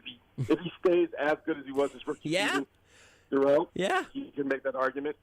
So and then think about somebody like Orlando Brown. Mm-hmm. Think about how many times we were complaining about him earlier in the year, just like he was adjusting.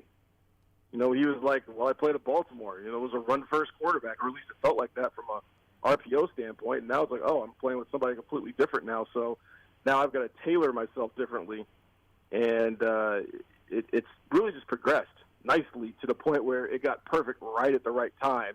And now you have an opponent coming in where, again, they lost to them 20 days ago, and now they're like, ooh, we get to play them again. So, yeah. They lost to them this month. That's just all. This whole thing is so dumb. They've lost the game this year. Yeah. It's hard to remember, but they've lost the game this year. Yeah.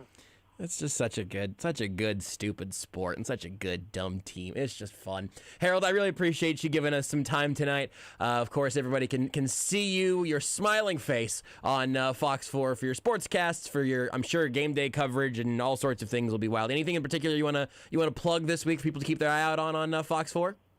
Yeah, we'll just have, the AFC Championship coverage. The NFL takes over, so you get a little more access. That's not an inside joke or anything. And, it should be fun, We'll have stories on Wednesday, Thursday, Friday, Saturday. We got a pregame show 10 to 12 if you want to still choose to watch. I'll be covering the AFC Championship there at Arrowhead Stadium.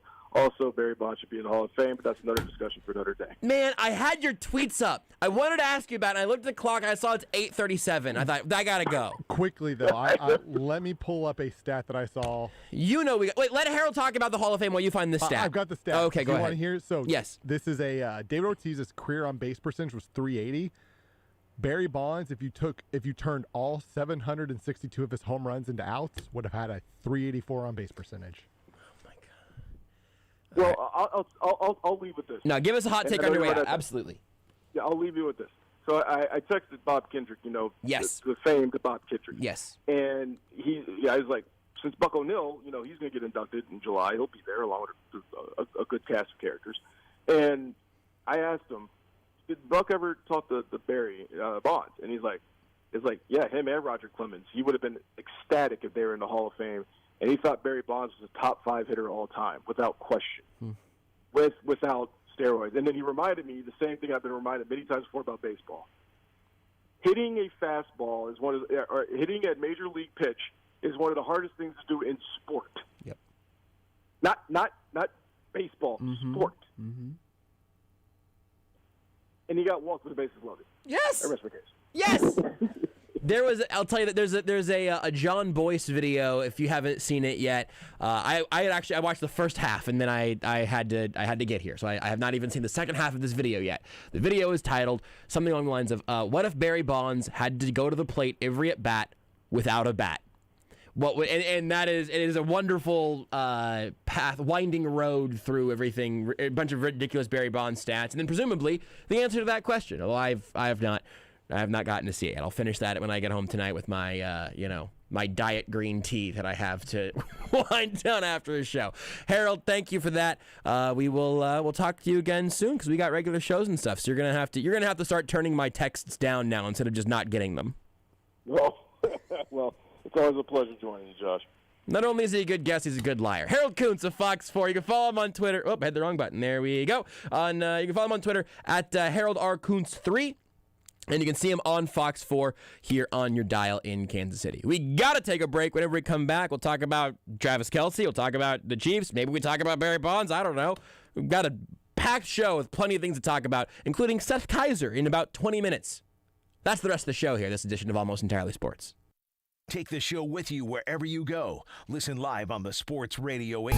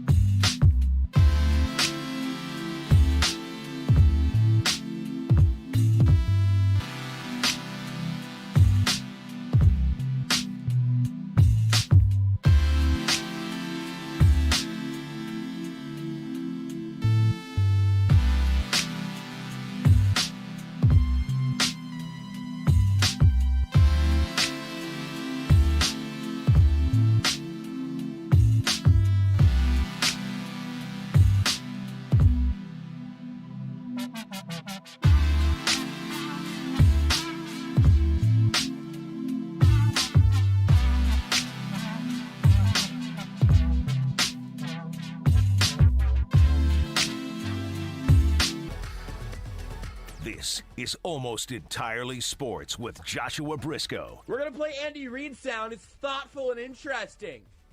Why don't you get turt to that, you damn animals? On Sports Radio 810 WHB. Sometimes I think I don't have any meaningful skills, and then I can hear a liner and remember like which era of the show it was from purely by the microphone quality. Yeah, I was going to say the same thing. I know exactly where that's from based off the sound of it. Yeah, I think that's true. Anyway, thanks again to Harold Kuntz of Fox 4 for joining us. There was one thing that we really needed to take that break, and I did want to hear him talk about the Hall of Fame because I had seen that tweet. I've retweeted it if you want to see it or retweet it yourself, because that's a great anecdote of him asking Bob Kendrick, the president of the Negro Leagues Baseball Museum, what Buck O'Neil would have thought of Barry Bonds and Roger Clemens, and said they'd be thrilled, loved them both. Thought Barry Bonds was a top 5 hitter of all time. Look, man, I mean, Buck O'Neil, just these millennials, man, they don't have any respect for the game. All they care about are participation trophies. That's right. Barry Bonds and his 762 participation trophies. That's exactly right.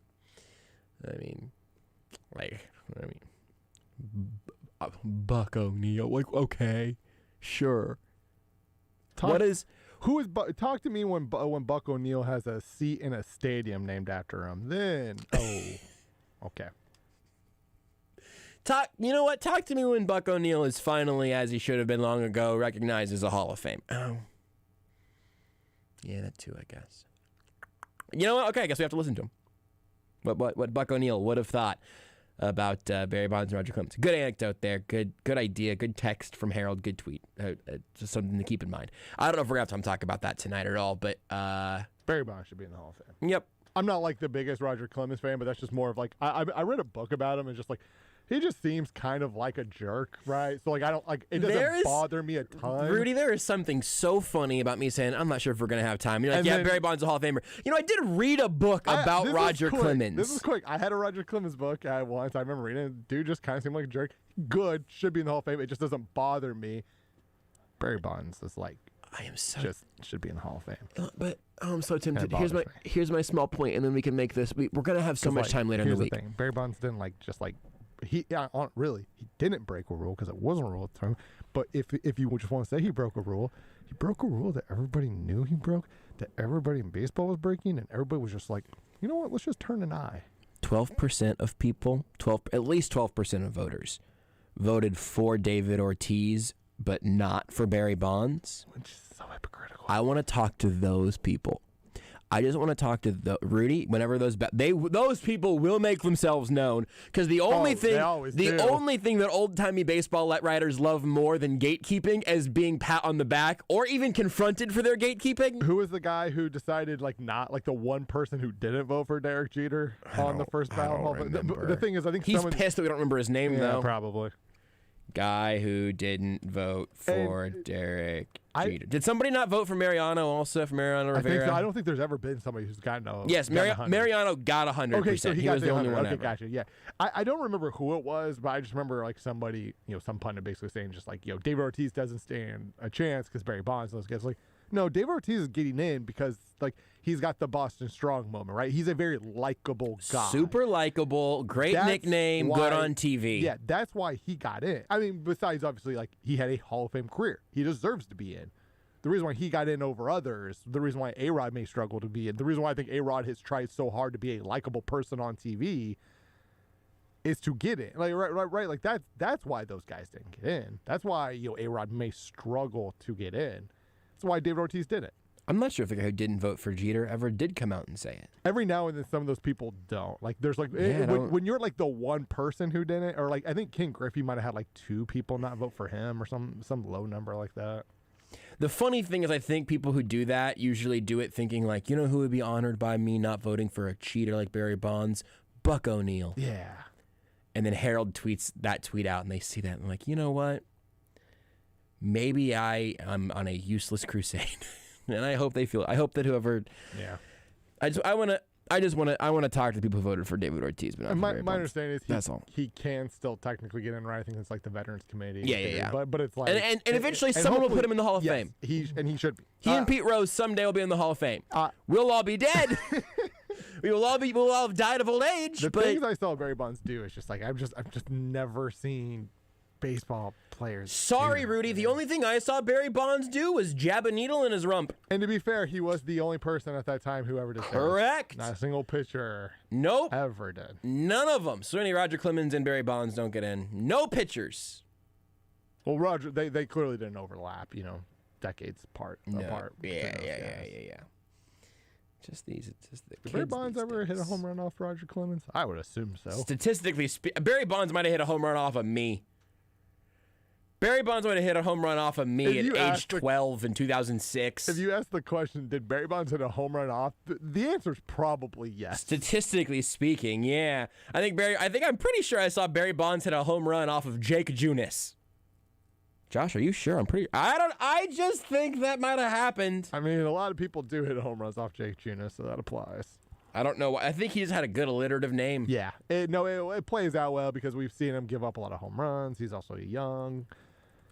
I remember there being like vague rumors back when Barry was done with the Giants about potentially the Royals signing him. I wanted it. I don't know if those rumors were like ever true. I just like barely remember them. It was like the year Billy Butler, I think, made his debut. I would love seeing Barry Bonds just for a year. I just saw a really bad headline about the Hall of Fame. And so now I don't know if Barry Bonds ever hit a home run off Roger Clemens. I started Googling it, and then I got a bunch of headlines about the Hall of Fame, and I decided to close the tab. Here's one Travis Kelce thing I wanted to say about something that Harold mentioned, but we just ran out of time. How did that happen? Who's to say? We'll get that Travis Kelce audio. Oh, yeah. How much time do we have in this segment? About a minute.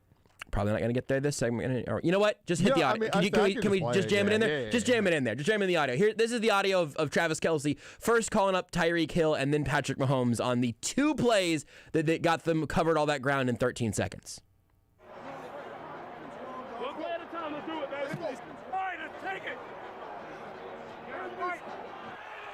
Mahomes has hit his last 8. Looking to the end zone for the win. Sorry, this is the walk-off winner one. I clicked on the wrong one. So we're not going to get the real audio played this segment. No, we can get it. It's fine. No, I can get it. Okay. I can literally have all like right. 5 seconds. So get this out of here, and I'll make my Travis Kelce point, and then you get that audio. Flying by the seat of our pants. Man, I felt like this show was really going well for about an hour and 50 minutes. These last 5 just been. You know what? We got off a good baseball Hall of Fame take. Here's what I thought of talking to Harold. Travis Kelce is so good. But also, as Harold said, he's a matchup mismatch for anybody. He's a matchup nightmare for anybody. Can't cover him with a defensive back, they're not big enough. Can't cover him with a linebacker, they're not fast enough. Here's the thought I had. If you literally cloned Travis Kelce right now in every way, his physical talents, his understanding of football, a identical clone of Travis Kelce would not be able to cover Travis Kelce because he knows where he's going. Think about that. If you found another absolute maniac football freak of an athlete and of a football mind, which is something that I think Kelce, this clip that you're going to hear, maybe, I hope is going to help continue to flesh that out for people. This is not just a quarterback thing. A perfect clone of him would not be able to cover him because he knows where he wants to go. I low-key feel kind of bad for anyone who has to line up across from Travis Kelce and then hear Patrick Mahomes say, "Do it, Kels!" At that point, you've got to call a timeout, or your defensive coordinator should come sprinting off the sidelines and just tackle Kelce. Just take the penalty. It can't possibly be worse than what's about to happen. Here's the audio. You'll hear Kelce yelling at 10. That's, of course, Tyreek Hill on that route. You should see the video, but since we got the audio here, you should hear that, and then the conversation about what he wants to do on that last play of regulation before the field goal. Now the Chiefs have got to somehow get in field goal range. Hey, 10. They might man you up. I'm saying go outside and come back in like you're running a route outside. That way when you come back in, I can get in the way. Outside, come back in, I'll get in the way. Travis Kelce lead blocks on this. Have a chance to get Bucker in field goal range here. Hey, this is to Play Mahomes. it like that. That seam is open. 8 seconds left, down If 3. they play it like that, this seems open.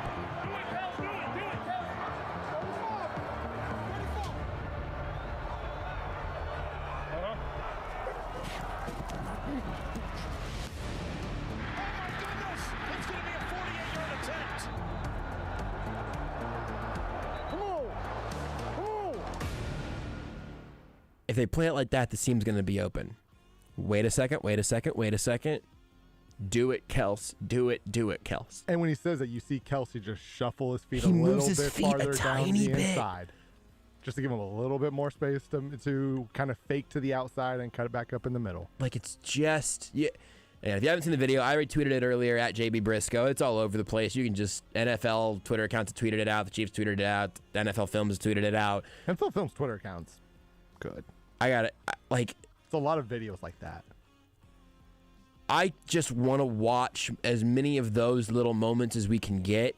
I don't really care about, like, the franchise all that often, you know? The stuff that gets very edited. Wired for sound that plays at halftime of games, specifically during, like, the NCAA tournament where coaches are like, all right, you got to go here, and hey, watch your back. All right, stay tough. Go get the board. That doesn't tell you anything.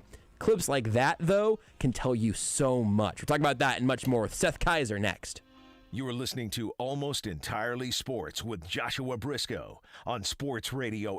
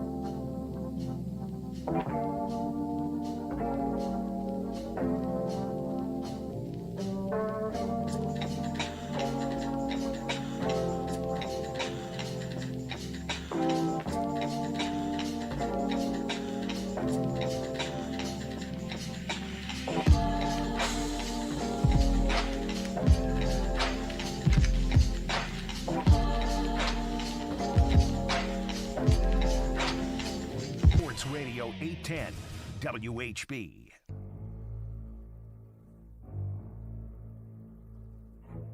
Now it is time for very serious football talk with the man who hates money almost as much as he hates the idea of a healthy sleep schedule. You will find Seth Keysor everywhere except for in his or your bed, because not only does he not sleep, he's also a faithful husband. So that's important. The man who has so many children, his wife figured he wouldn't even notice if she bought a few chickens and ducks for the backyard. We could have an episode where we just have my children appear on the show in ascending order.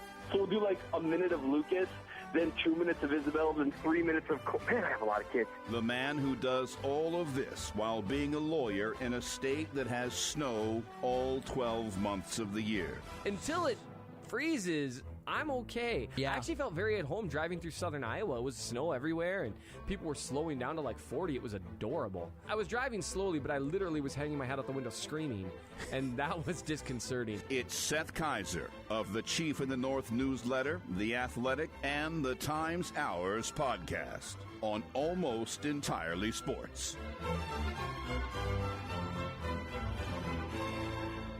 It has been a good, long little while since we have had a proper Seth Keysor Tuesday here on Almost Entirely Sports, and I don't want to speak for Seth, but I'll speak for Seth in saying that this is a pretty good Tuesday to get back on the air together, Seth, because, I mean, you saw the game, right? Like, you weren't one of the 2% of people in the Kansas City area who were watching PBS during that game? Wait, there was a game on last weekend? You must have turned off Chiefs Steelers after the first quarter. Oh. Yep, yeah, and I thought, oh, no, yeah. Well, my dad and I, we actually left the stadium after the first quarter and figured it was over. Yeah. You know, I did have a few people message me that they turned off Chiefs Bills with 13 seconds left.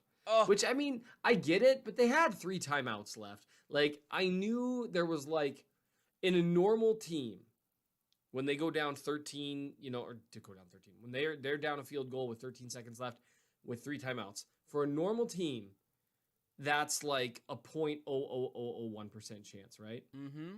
I would say with the Chiefs, there's like a 5% chance. I really do think it is several hundred times more likely than any other team, except maybe like you can account for maybe like Rodgers, but Rodgers doesn't have Hill and Kelsey. Adams is awesome, but he doesn't have both. Right. You know what I mean? Yeah. There's just a different team. So, yes, this is a great week for us to be back because there's a lot to talk about. Like, I've written 2 articles this week already, and I've got people asking me to write more, and I'm like, for the love of God, I'm just one person, please. But it's been an awesome week, and I got to well, I don't know. You know what? I don't want to lead too much, but I just need you to know I got to review the perfect quarterback game. I got to do it. And now I can retire. And that's great. And so this is also Seth Keysor's retirement press conference. Sean Payton had one earlier today. We'll have ours now. What will the future hold? Will you want to do some TV? Could you in fact do analysis again? You'll see. But by the way, the Sean Payton, like that, there were a couple little like rumblings of that the last few days where some people were like, I wonder if we should keep an eye on this. And then today it was like, oh, he's gone. Here's something fun for you to fling some thoughts at, by the way. 15 years together for Sean Payton and Drew Brees. 1 Super Bowl. 1. That's not a dig at them. That is maybe a segue into these games because the Chiefs have been here 4 bleeping years in a row hosting the AFC Championship game. Patrick Mahomes as a starting quarterback has never not hosted an AFC Championship game. Yeah, he's weird. Weird. He's just weird. Someone just tweeted out our good friend on Twitter, Bird Law Expert, a fellow attorney who I really enjoy. He tweeted out, if Patrick Mahomes wins the Super Bowl this year, and I've known Bird Law a while. It sounds absurd. I know his actual name, but I'm not going to do that to him. Yeah, we're going to dox him. So I have no reason to think he didn't look into this. No, if Patrick Mahomes wins the Super Bowl this year, he'll be 11th all time in playoff wins by a quarterback. 11th of the hundreds of time. All time. Playoff wins. Yeah. All time. Year 4. It's hilarious. It never gets old, the weird stats that come up with the Chiefs. On a complete side note, 1 Super Bowl. I mean, look, that should really reinforce, because Peyton's a good coach. Breeze is a great quarterback. I think that just reinforces Tom Brady and the New England Patriots have really altered what people think about what success looks like in the NFL. 100%. And the funny thing is, because it was over a 20-year time period, and you got a lot of people that are like in their 30s and 40s watching these games, they kind of smash together two completely separate dynasties that are 10 full years apart. Yeah. And that two very different dynasties, very different types of teams. Yeah. A lot of heartbreak. New England went 10 years without a Super Bowl. Yeah. And every year it was lost a couple of great ones. Yeah, lost a couple great ones. So they were coming back in, like, they made it to a few Super Bowls, they made, some AFC Championship games, but really before the Patriots, that what they did over either one of those separate time periods, on the front end of the 20 years and then the back end of the 20 years, any one of those would have been one of the all-time great dynasties, but because they did it twice, and because you've got Tom Brady and Bill Belichick, and then literally no one else, right? It's just those two. People think of that as like one full dynasty, and so now everything's like, unless you won, 3 or 4 Super Bowls, it wasn't a real dynasty. But no one besides Brady and Belichick did that. Right. Like, that's just like the Niners were how many Super Bowls did Joe Montana have? 3, I think it is. I was gonna say 4. I don't know why. I think that might just. I think because if Patrick Mahomes was chasing after a bunch of his stats, I might have picked a different target when all of that began. That 33% might not be quite as. Yeah, Montana has 4. Okay. Bradshaw has 4. Aikman has 3. No one else has more than 2. It's ridiculous. That's insane. No one. That includes Drew Brees and Peyton Manning and Ben Roethlisberger, and it seems impossible that no one would have run into 3 by accident, because so many different guys. Like Eli Manning has 2. Like, you would think that somebody would have run into it by then. Yeah, Bart Starr 2, Starbuck 2. Elway only had 2, and he only won those at the very end of his career with Terrell Davis and some creative salary cap management. Troy Aikman has 3. Joe Montana has 4. Steve Young, I think, has 2. Does Steve Young only have 1? I think he might have only had 1, but I'm going to have to Google that. And so that's the thing. Tom Brady with 7 has created this totally unrealistic expectation of what it looks like. And it's worth noting, even Brady's 2 years now in Tampa Bay creates a more realistic look of what it looks like to be a great team. Win the Super Bowl one year, bounce in the divisional round the next year. Right. That's more real. That's much more commonplace. And part of that is because health and all that stuff. And Belichick really is that good a coach. He's a freak. And so that's something just to keep in mind with Mahomes. It just completely altered. And so when we say, they only won 1 Super Bowl, it used to be you were either a Super Bowl winner or you were not. Yep. And if you were a Super Bowl winner, that was enough. But Tom Brady, guys, just another reason I hate that guy. Although he's kind of funny and likable now that he's not in New England. It's really confusing. But it's just an interesting thing. But really, Sean Payton is just like getting out of there. He's saying what are they? They're like $70 million over the cap. Yeah. And now, and you and I, like, I'm gonna end up having a bunch of fights with people who are big on the salary cap about this, because they're gonna be now lifted as the team. See, this is what happens. This is what all you're kicking the can down the road does. No, yeah, the Saints have been doing that for the better part of a decade and doing all right, playing that way. And I would just say yes. And if you have to pay for a decade of contending with 1 or 2 bad years, how's that any different from tanking?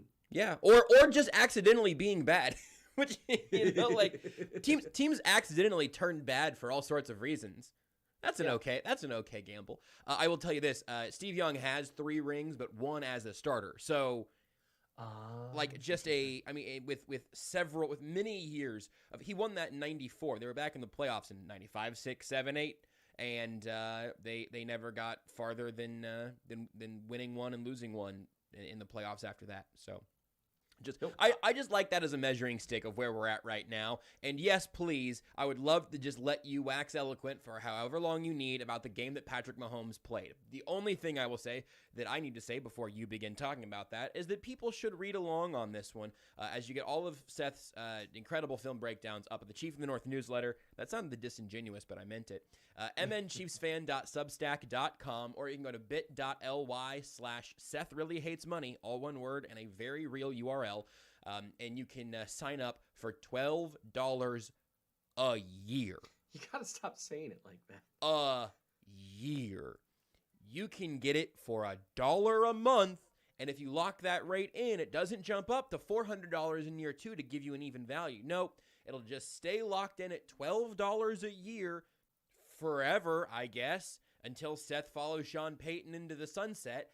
And it's the best. I mean, it's the best value like anywhere, and giving a bleep about the Chiefs, I think. And this radio show is free to listen to, and I think Seth's $12 a year might be a better value.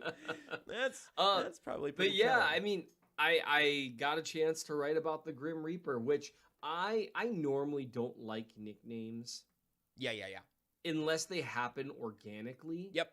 And this was kind of organic. Yep. This was like just Andy Reid just kind of saying something that was cool, and people are grabbing it. As opposed to all these attempts at Showtime, I think had people managed to make cheat code like done it organically, I think that one could have been kind of cool. Mm-hmm. But really all these other things. But the Grim Reaper is awesome. That is an awesome nickname, and it's something you can do a lot with. It's something there's no other football player I'm aware of. I know Kevin Durant sort of rejected the Slim Reaper, which is really too bad because that is a great nickname also. That's an incredible nickname. Why did he reject it? Low key, it's got to be because he doesn't want to be thought of as skinny. Right? Absolutely. I think that is 100% what it is. Yep. Yeah. I also agree with everything you've said so far, by the way. For 100%. a guy who is one of the best basketball players I've ever seen, who is also a really sharp, talented, handsome dude, that guy is more insecure than I am. And look, Kevin, I am much less successful and talented than you. And Just tall. relax. Yeah, and not nearly as tall. Let's be clear. But no, the Grim Reaper. I saw the Grim Reaper in the perfect game. Can I lay a little foundation for this? I would love it, please. I started the article like this. I mean, I really thought the perfect game from a quarterback was impossible. Mm-hmm. And there's going to be an asterisk on this to an extent. But I've charted every snap outside of a missed game here and there by a Chiefs quarterback since Alex Smith's first season with the Chiefs. So since 2013 on, I've charted every single snap. And I really want to clarify to people, that is not a humble brag. That is I need help. Like, yeah. I have a problem. Yeah, that's how I heard it, by the way. Not as a brag, but not even as your your bona fides, but like you going, hey, I've done something bad and terrible, so you don't have to. Right. And so the reason I do that is because even now, and remember when I started this was 2013, advanced stats weren't nearly as common as they are now. Mm-hmm. Like, now we hear right after the game EPA per play, right? And things like that. Whereas I never even heard of that in 2013. But even things like expected points added, they still measure the ball moving. They don't measure what the quarterback did. Now, over time, everything should equalize out, and you should generally have an idea how the quarterback played. But that's not one game. That's not going to do it. Like, football is a game of small sample sizes. And so if you're dealing with a number like 50 dropbacks, luck has a huge amount to do with it, right? And so I chart quarterback snaps to figure out, how does he look in the pocket?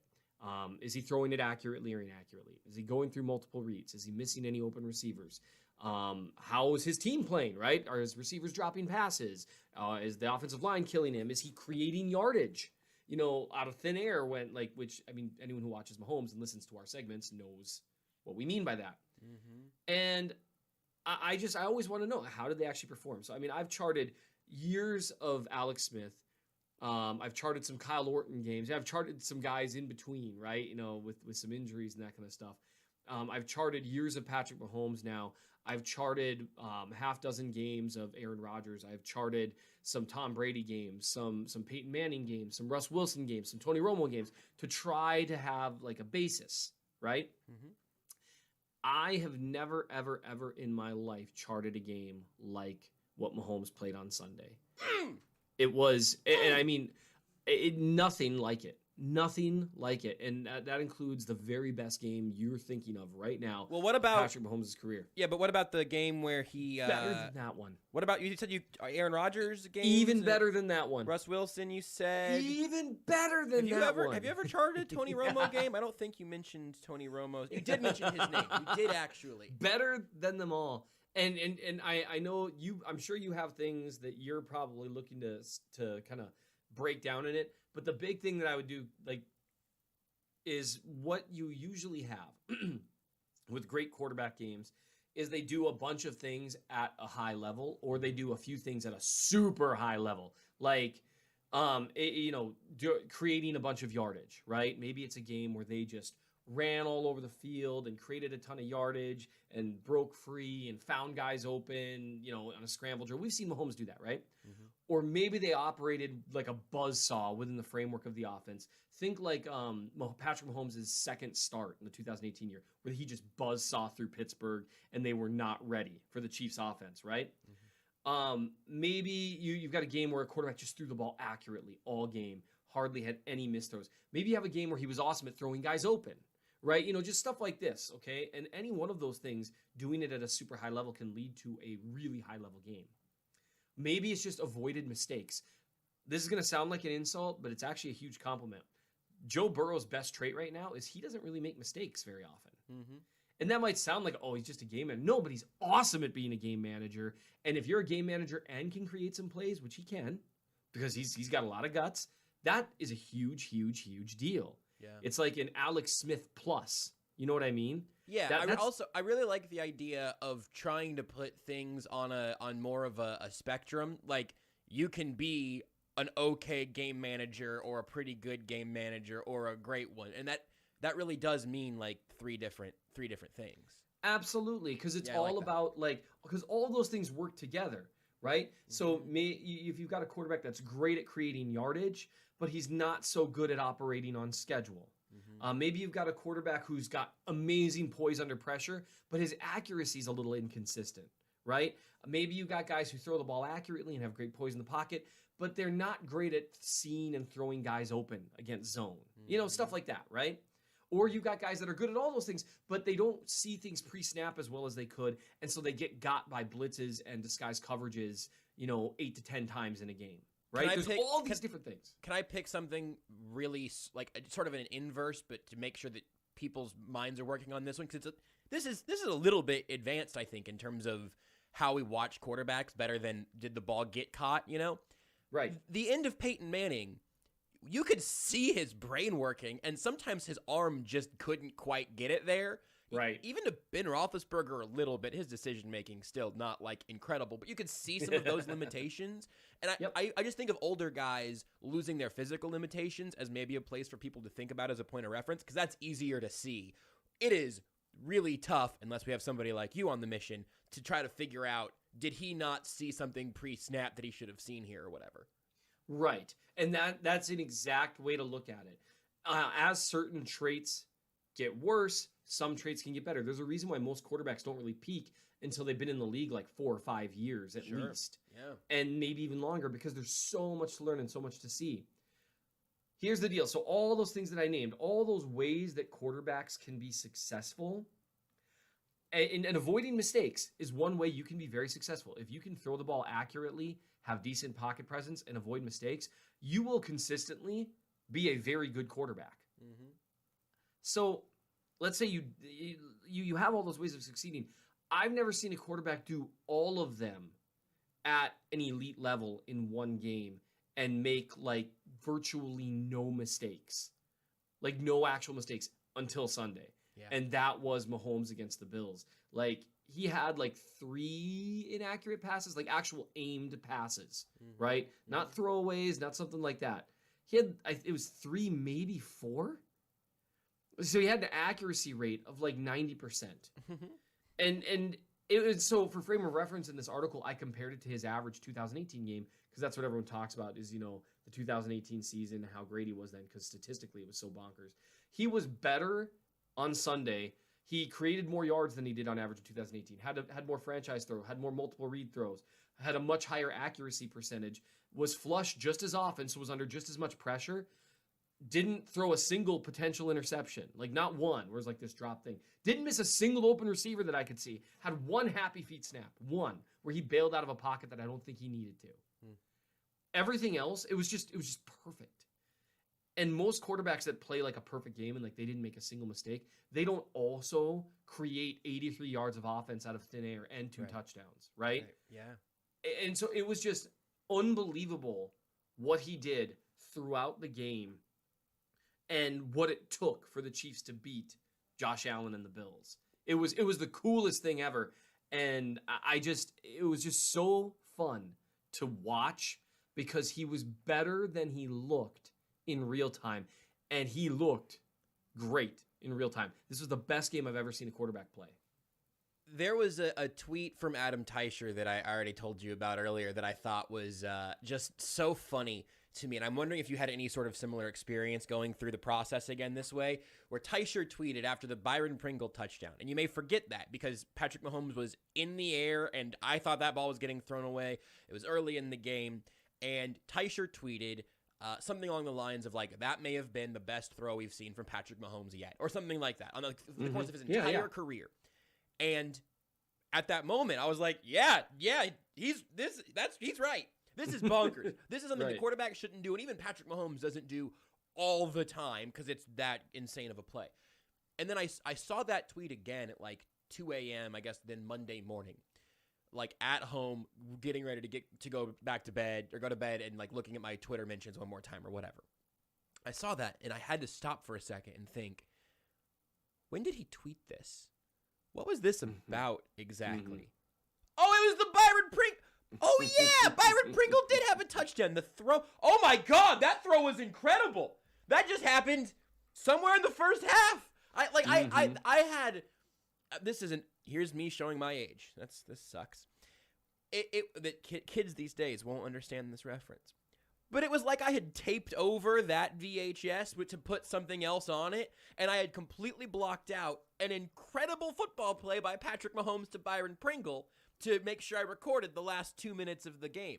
I have now talked about recording a VHS tape. I'm going to lay down real quick, Seth.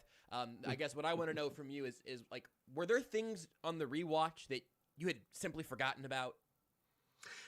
There were things that I didn't even notice in real time. Good. Like you just don't notice. Well, for one, it was just so crazy. But I mean, here's an example. You're at 3rd and 1 in overtime, and you're on a spot of the field where you really can't go for it if it gets to 4th and 1 because you'd be literally giving them the ball in field goal range when a field goal can win it. Like, it's one of those weird times where it's like, I don't know if we can do that, or at least it's a 50-50.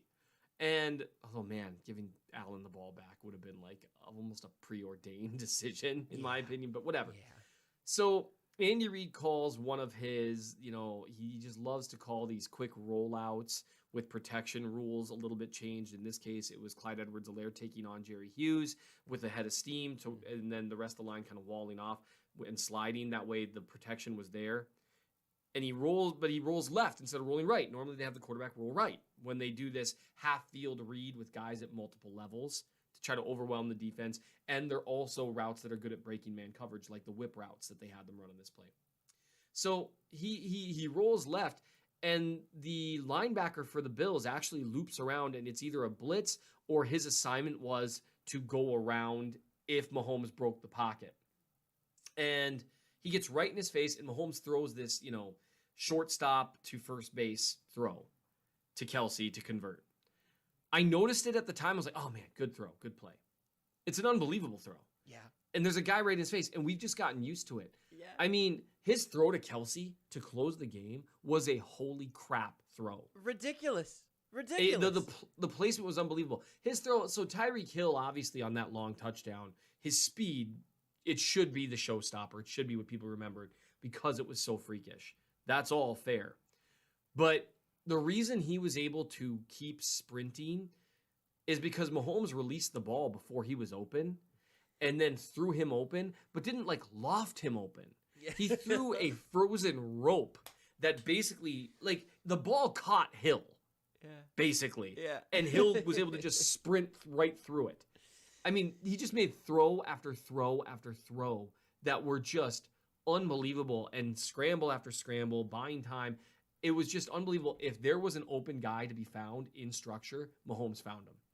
If there, even a couple of sacks that he took, they were smart sacks. He went down when he needed to because there was nowhere to go, and he would have risked fumbling, and there was no one open because there was another guy closing right in. Like, the couple sacks he took, I honestly was like, you know what? That was the right call. Like, he even made the right decision about when to go down. Even a couple of his throwaways, I was like, you know what? Smart. It was just everything he did in that game, by and large, outside of a couple of errant throws, was just so high level that I can't picture a quarterback playing better than that, other than having literally no inaccurate throws and still doing everything else he did. I just hope that makes people happy. There are two other things I really want to talk to you about here in the next few minutes that we've got, but I just hope that makes people happy. And if you want to rewatch some of those things in clips and look at the numbers themselves, go. It's unlocked for everybody at the Chief in the North newsletter, mnchiefsfan.substack.com. One that you got to be a subscriber to get to, but man, is worth your freaking, again, $12 Actually, a year. this one's unlocked for anyone to read. That one is. No, I'm transferring to now we're a locked one.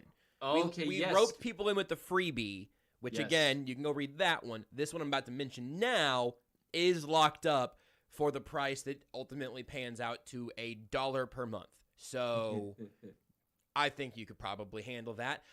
This was the first thing you wrote right after the game. We talked about this a little bit on Times Ours, where people should go listen to that as well, wherever you get your podcasts. But you wrote about the anomaly, the chess master, and the GOAT, because your headline game has really been evolving really nicely lately. I've been meaning to tell you that. But you wrote about Tyreek Hill, Andy Reid, and Travis Kelce before you got to Patrick Mahomes. Give people a little bit of that, please, because I know for an absolute fact we are on the same page, particularly with how we talk about Travis Kelce, but I would like you to do it now. Absolutely. So Kelce is starting to get a lot of love today because people are realizing what he did that was so special. We didn't know yesterday about the Tyreek Hill little suggestion either. That was new. Travis Kelce is the greatest tight end to ever play the game. And if you want to argue with me about Gronk because of Gronk's blocking, I mean, fair enough. Is Rob Gronkowski a better blocker than Travis Kelce? Sure. Travis Kelce's a much better receiver. And it's really not that close, in my opinion. Even Pete Gronk. Yeah, Pete Gronk ran the best seam route in history. Okay? I was just thinking about him, literally envisioning him running down the seam, which is a weird thing to remember a tight end for. And he's great at it. Incredible. He's unbelievable at it. Yeah. Smart player. But he's just not even close on the same level as Kelce, who I think sees the field better than half the quarterbacks in the league. Yeah. Half the starting quarterbacks in the league. I think you might be right. So I would just say, so I wrote about Hill, Kelce, and Reid first because I knew everyone would be talking about Mahomes. So I called them, the anomaly, the chess master, and the GOAT. Travis Kelce's getting a lot of love today, so maybe I'll even kind of skip over a little bit, other than to say there's a reason he's always open. Yeah. He sees the field better than anyone. And that's in addition to being incredibly physically gifted. He's just better. He's just so great at this. And if you just look at his statistical accomplishments, he is going to, barring a cataclysmic event outside of his control, end up being one of or the most productive receiver in playoffs history. Mm-hmm. And I didn't say tight end. No. I said receiver. Receiver. Barring a complete cataclysm, he'll be second to Jerry Rice when it's all said and done. And he's got a shot at catching Jerry. Yeah. And nobody catches Jerry Rice's on records. anything. On Are you kidding? anything. Now, the career stuff, because Jerry Rice played for like 25 years because he's a mutant, that's going to be a little tougher to do. Tyreek Hill is an anomaly. There's just nothing like him. He's like if Dante Hall were a little faster, built bigger, and had a higher football within the framework of the offense IQ. And I love Dante Hall. I think Dante Hall was a great player. Yeah. But Tyreek Hill is that much of a physical freak. And so I wanted to write about him because he changes the way the game works when he's in it, because he does things you're not supposed to be able to do on the pro field. He is Reggie Bush at USC in terms of athleticism compared to everyone else, except he's doing it to other NFL players. And that's weird. Weird. And finally with Andy Reid, because I know we don't have a ton of time. No, we don't. And I have one extremely quick question to push up against our way out here. So just say Andy Reid is good. Andy Reid is good. Go read the story. Give us just a vibe check for Chiefs-Bengals rematch. Give people a Tuesday check-in for how they should feel. I actually wrote about Chris Jones against that interior offensive line after that game. You should go read that. You will feel better about this game. Some of it's going to depend on their secondary health. They need Fenton and Matthew. Fenton had a tough time against Chase, but so did everyone else. That game, in my opinion, is going to hinge on learning your lesson if you're the Chiefs. Don't let Jamar Chase beat you. Treat him like you're playing, young Randy Moss. And see what Burrow can do without that. Because I think Burrow is a really, really, really good quarterback, but I think that offensive line is so bad that if you take Chase out of it, I think Burrow will still make some stuff happen, but I think the pressure will inevitably take him out. And it's worth noting in these first two, it's not like their offense has lit the Raiders on fire or the Titans. And the Titans have a really good, well-coached defense. Yeah. But they should really be looking at some of that stuff. I feel good about the game. I think the Chiefs are a significantly better team, but they need to keep it simple, stupid on defense and not let it turn into another Jamar Chase shootout because he's one of the few receivers in the league that can actually take over a game if you let him. Spags just needs to walk over to Jamar Chase, grab him by the ear holes of his helmet gently, and just give him a big kiss right on the top of the helmet. That right there, that's your keep it simple, stupid. Yeah, I love when pretty people much. use that phrase just because it obviously spells out the word kiss, and that doesn't get used around football very often. It just makes me laugh. Seth, get out of here. I'm going to hang up on you, and I'm going to tell people about the newsletter and the podcast and all of those things. Thank you for your time here this wonderful Tuesday evening, and I look forward to, I think, maybe getting to talk to you again next week, and maybe about the Chiefs going back to another Super Bowl, which would fit my schedule just fine. Here's hoping. Thanks for having me. Seth Keysor of the Chief in the North newsletter, mnchiefsfan.substack.com. You can also subscribe, yes, still for $12, not a month, not a week, not a day. That'd be too much. That's my cutoff is the day. But $12 for a year of the Chief in the North newsletter. And if you lock that price in, and this is all to my chagrin, all right? Here, Seth is hung up. Seth is out of here. So hear me say this as both a friend and hater of Seth. He should be charging more for the work that he is doing. It is an incredible value, and I can also say this, because I know Seth isn't able to hear me right now. The Chief of the North newsletter has made me a smarter football watcher, which has also led to me enjoying this dumb sport even more, because on some level, there's a little ignorance is bliss. Maybe there's something to that for somebody. But knowing what it is that goes into making Tyreek Hill and Travis Kelce and Patrick Mahomes and Andy Reid incredible at what they do, knowing what it is that makes other quarterbacks not that guy, has made me only appreciate and enjoy this sport all the more.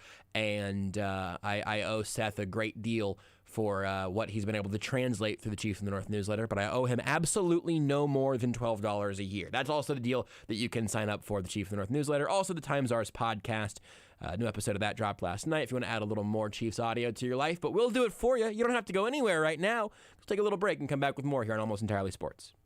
Did you know you can listen to Almost Entirely Sports anywhere?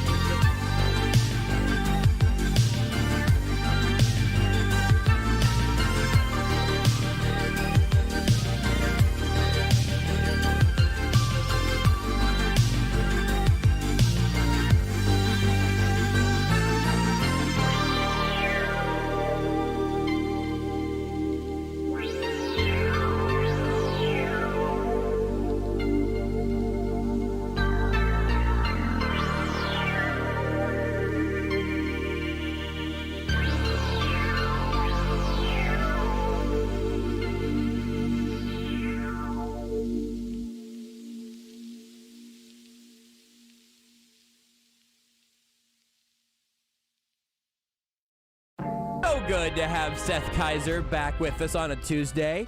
I did say that we might talk to him next week. We won't.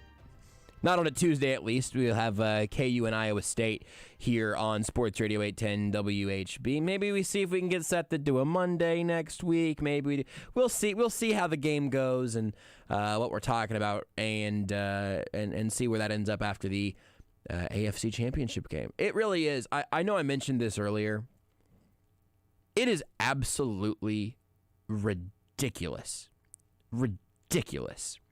that Patrick Mahomes has started 4 years in the NFL, and at worst will have 2 AFC Championship game losses, 1 Super Bowl win, and 1 Super Bowl loss to show for his 4 seasons. At worst. And tip my hand here on a Tuesday, I think the Chiefs will beat the Bengals. I'm not telling you to put your livelihood on it or that it's going to be a cakewalk or anything. I don't think it'll be a cakewalk. Playoff football is hard. Playoff football is hard with everybody.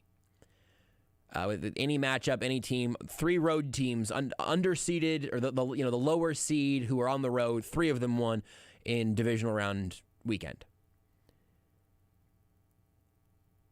And Patrick Mahomes, through all of that, in his first year as a starter, got to the AFC Championship game, and I'm not going to say lost on a coin flip, but lost shortly after a coin flip, and then won 2 of those, split a set of Super Bowls, and is now back in the AFC Championship game again now. I do enjoy the, a little bit of karma, right? Back in 2018, Chiefs, were like, hey, we want to change a rule. Yeah, hey, this rule seems dumb. Can we fix it? Every team, including the Buffalo Bills, said no because you have a freak of a quarterback, and this gives us the best chance to beat you. Yep. And they might be right, by the way. Yeah. Didn't even get to a vote. Sure. Yeah, might have been the right call. If you're Justin Herbert or Josh Allen or whoever, you might have to deal with that from now on, that you got to either win a regulation or win the coin toss. I think I would rather take my chances. If I'm playing against Patrick Mahomes and we find a way to get to overtime, I'd rather take my chances of he might not get a chance to touch the ball versus he will definitely touch the ball. I will also, but he definitely will. I think I'd rather take the 50-50. He might not touch it. I'll take those odds. I wish that this was a conversation that could be had in like August also, and not immediately after a game like this. Yeah. And again, what Rudy said is good for me. The Chiefs, I don't like the rule very much. No. It screwed the Chiefs over in the end of the 2018 season. It should have gotten changed. The Chiefs tried to change it, didn't get changed. The Chiefs benefited from it. They were bleeped by it once, and they benefited by it once. Over the course of a long enough period, every team is going to... Right, that's going to happen, right? Wipe my hands of it, yep. I think it's very often any team, my guess is 10 years from now, if you look back on Josh Allen's success in overtime, and if that rule stays the exact same, like how often it benefited, how often it hurt him, it's probably going to be about the same amount as it did for Mahomes, right? Yep. Like that stuff is probably going to even itself out. Because I don't know if you know this, Josh, but coin flip is 50-50. Oh, not if it's heads twice in a row. I mean, it's true. Then it's 100-0. That's fair. That's how that works, right? But if you keep getting coin flips, I mean, in theory, I guess it could keep dropping heads. Yeah, it could be a two-sided coin. I was just trying to think of the phrase. I was just trying to think of the phrase because I was thinking about Batman again. We referenced superhero movies on both sides of the first and third hour of the show tonight. That feels right. Aspen on Twitch asked if there's a raccoon on your hoodie. What a stupid question. Of course there is. Why wouldn't there be? Yeah, it's a hoodie. You want to give the long zoom for Twitch? I got 2 Chiefs points, by the way, to round out our evening, and then we'll be about out of time. It is the title of the hoodie on the website I bought it from is called Space Jam 2. And it is just sort of a big cartoon like pow kind of effect in the background. And then it is a photo of a raccoon, I'll say pretty clumsily, photoshopped onto a basketball. And it makes me very happy, and I think might be the most on-brand piece of clothing that I own because it is deranged, trash animal, and sports-related. Thank you, Aspen, for asking the question that I've been wearing this hoodie actually during the show now a couple times, just waiting for someone to ask me about it. Basically, really, not really. I was gonna say because I honestly, this is the first time I've noticed the hoodie, but I did not. Now, part of this. I did wear it. I have worn it a few times. From my angle, I love cannot this hoodie. see the actual contents. Like, oh, really? It, right? Because like the Mr. Justice is blocking it. Mr. Justice. He has a name. I mean, I am his. He is my senior. Like he is. He did. I guess he was officially on the show before you were. I guess if that's how the hierarchy works for Mr. Justice, you can call him Richard. I don't know how. I think you're about that close of friends. You know. I mean, it's kind of like this is not a spoiler because it's in the trailer. The No Way Home when he's like Mr. Strange. He's like, call me Steven. It's like, okay, Steven. That's weird. Yeah, that's a good point. Again, all right. It's in the trailer. If it's in the trailer, it's not a spoiler. I think that's fair.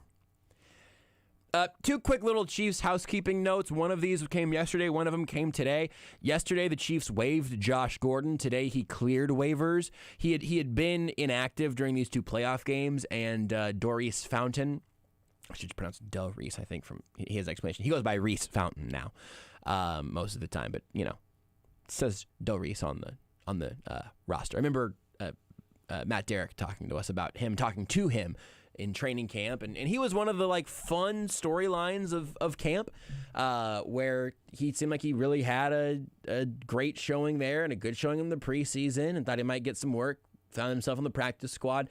He also has played a few special team snaps, so he ended up getting the roster spot over Josh Gordon. Gordon, if he does end up back on the practice squad, which would make sense, then he could be a standard elevation on game day if they wanted to get him in for a championship game or the Super Bowl, or he might just be on the practice squad for the rest of the season. I don't know. My inclination, I saw someone suggest the alternate of this, but my inclination would be that it's more of a Le'Veon Bell, LaShawn McCoy sort of thing of we kept you on here, and if it works out, hope we can get you a ring. He's going to get his playoff shares. He's made some money. Good for him, but I think it's probably going to be the Chiefs saying, we tried, it didn't work. I did see someone being like, well, maybe they keep him around and keep him in-house and have him in camp next year. I will not say that I have a guarantee in either way for sure. I'll be interested to see what the Chiefs do there because that'll tell you how they think this season went. If they think he needed more time, then they'll bring him back around for training camp next year and give it another go. If they think he just didn't have it anymore, then this will be it. And some of that, especially with training camp, because plenty of times you have guys who you don't think are going to make the team, but you need guys. Sure. Part of the reason why I think LaShawn McCoy and Le'Veon Bell weren't around anymore after the season was up, because it's pretty clear they didn't want to be around anymore, right? Also true. I don't know. Josh Gordon, it's possible this offseason goes on his little hey, I was misused, right? Yeah. He also may be like, you know what, it didn't go the way I wanted to go. I'm comfortable here, though. I want to stay in a place where I know. And the Chiefs are like, sure, we'll give you a shot. No guarantee of a roster spot, but we'll give you a go because we need 14 wide receivers for training camp, or right? Whatever that number is, right? And we'll have to see that one. We'll have to see that one play out. It makes sense to keep him around for now because you don't know what's going to happen. Oh yeah, guy sure, gets hurt, absolutely. Especially with COVID and stuff, you just don't know. 100%. And again, he cleared waivers, so I would.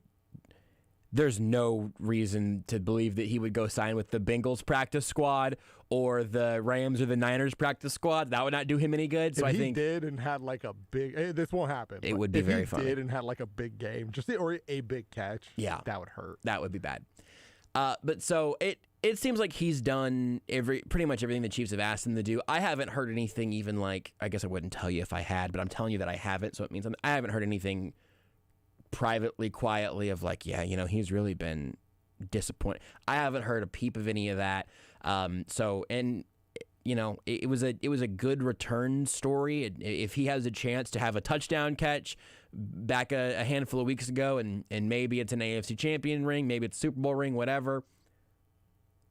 have no hard feelings for Josh Gordon at all. Seems like it's been a relatively, good for him situation. Yeah. Also, like if you complete a season in which no more stuff happens, I imagine he wants to continue playing football. Maybe it's not with the Chiefs, but it makes it much easier for another team to come in and sign him because he's like, hey, look. He's a little more of a normal free right? agent. Yeah, that's a good point, too. You're right. The corresponding move there, though, is the Chiefs activated Colin Saunders. He'd been on IR for a while. Obviously spent a lot of time injured last year as well. It's easy to forget that he was a third-round pick. Like top 90, it was 80-something, 87 or something like that. I also, just to do the little expectation managing, do not expect him to, start against the Bengals or anything, but the Chiefs love a rotation on that defensive line. He is athletic. He's a unique athlete. He is obviously gigantic, but also, very, very quick on his feet. I'm not sure what has maybe hampered him as a defensive tackle in this league or what his ceiling actually is. That's probably more of an offseason thing to look at, but could be back in the mix. And then Ryan Poles, a member of the Chiefs front office who's interviewed around the league, interviewed last offseason, interviewed a bunch of places this offseason as well, was supposedly a real deal, last-second finalist for the Minnesota Vikings, but he was hired to be the next GM of the Chicago Bears, and he'll be going there. So now the Chiefs will have to replace him within their front office, but they'll get a compensatory third-round pick each of the next 2 drafts as a part of the NFL's new system where if you have a minority candidate go take a head coaching job or a GM job, it might apply to some other promotions as well, but I think it's those 2 especially. Then your team is rewarded with some compensatory picks. The whole logic of that system has some holes in it, but it's an incentive for developing candidates in your organization that get success elsewhere. So a good story there for both Poles and the Chiefs. We'll have plenty to talk about tomorrow because we had a lot we didn't get to today. We'll talk to you then. Bye, Mom. You're listening to Almost Entirely Sports with Joshua Brisco on Sports Radio 810 WHB. The Chiefs and Bengals in the AFC Championship game. Live Sunday at 2 on Sports Radio 810 WHB. Hey, KC, this is Jack Johnson from The Shift on ESPN Kansas City to tell you about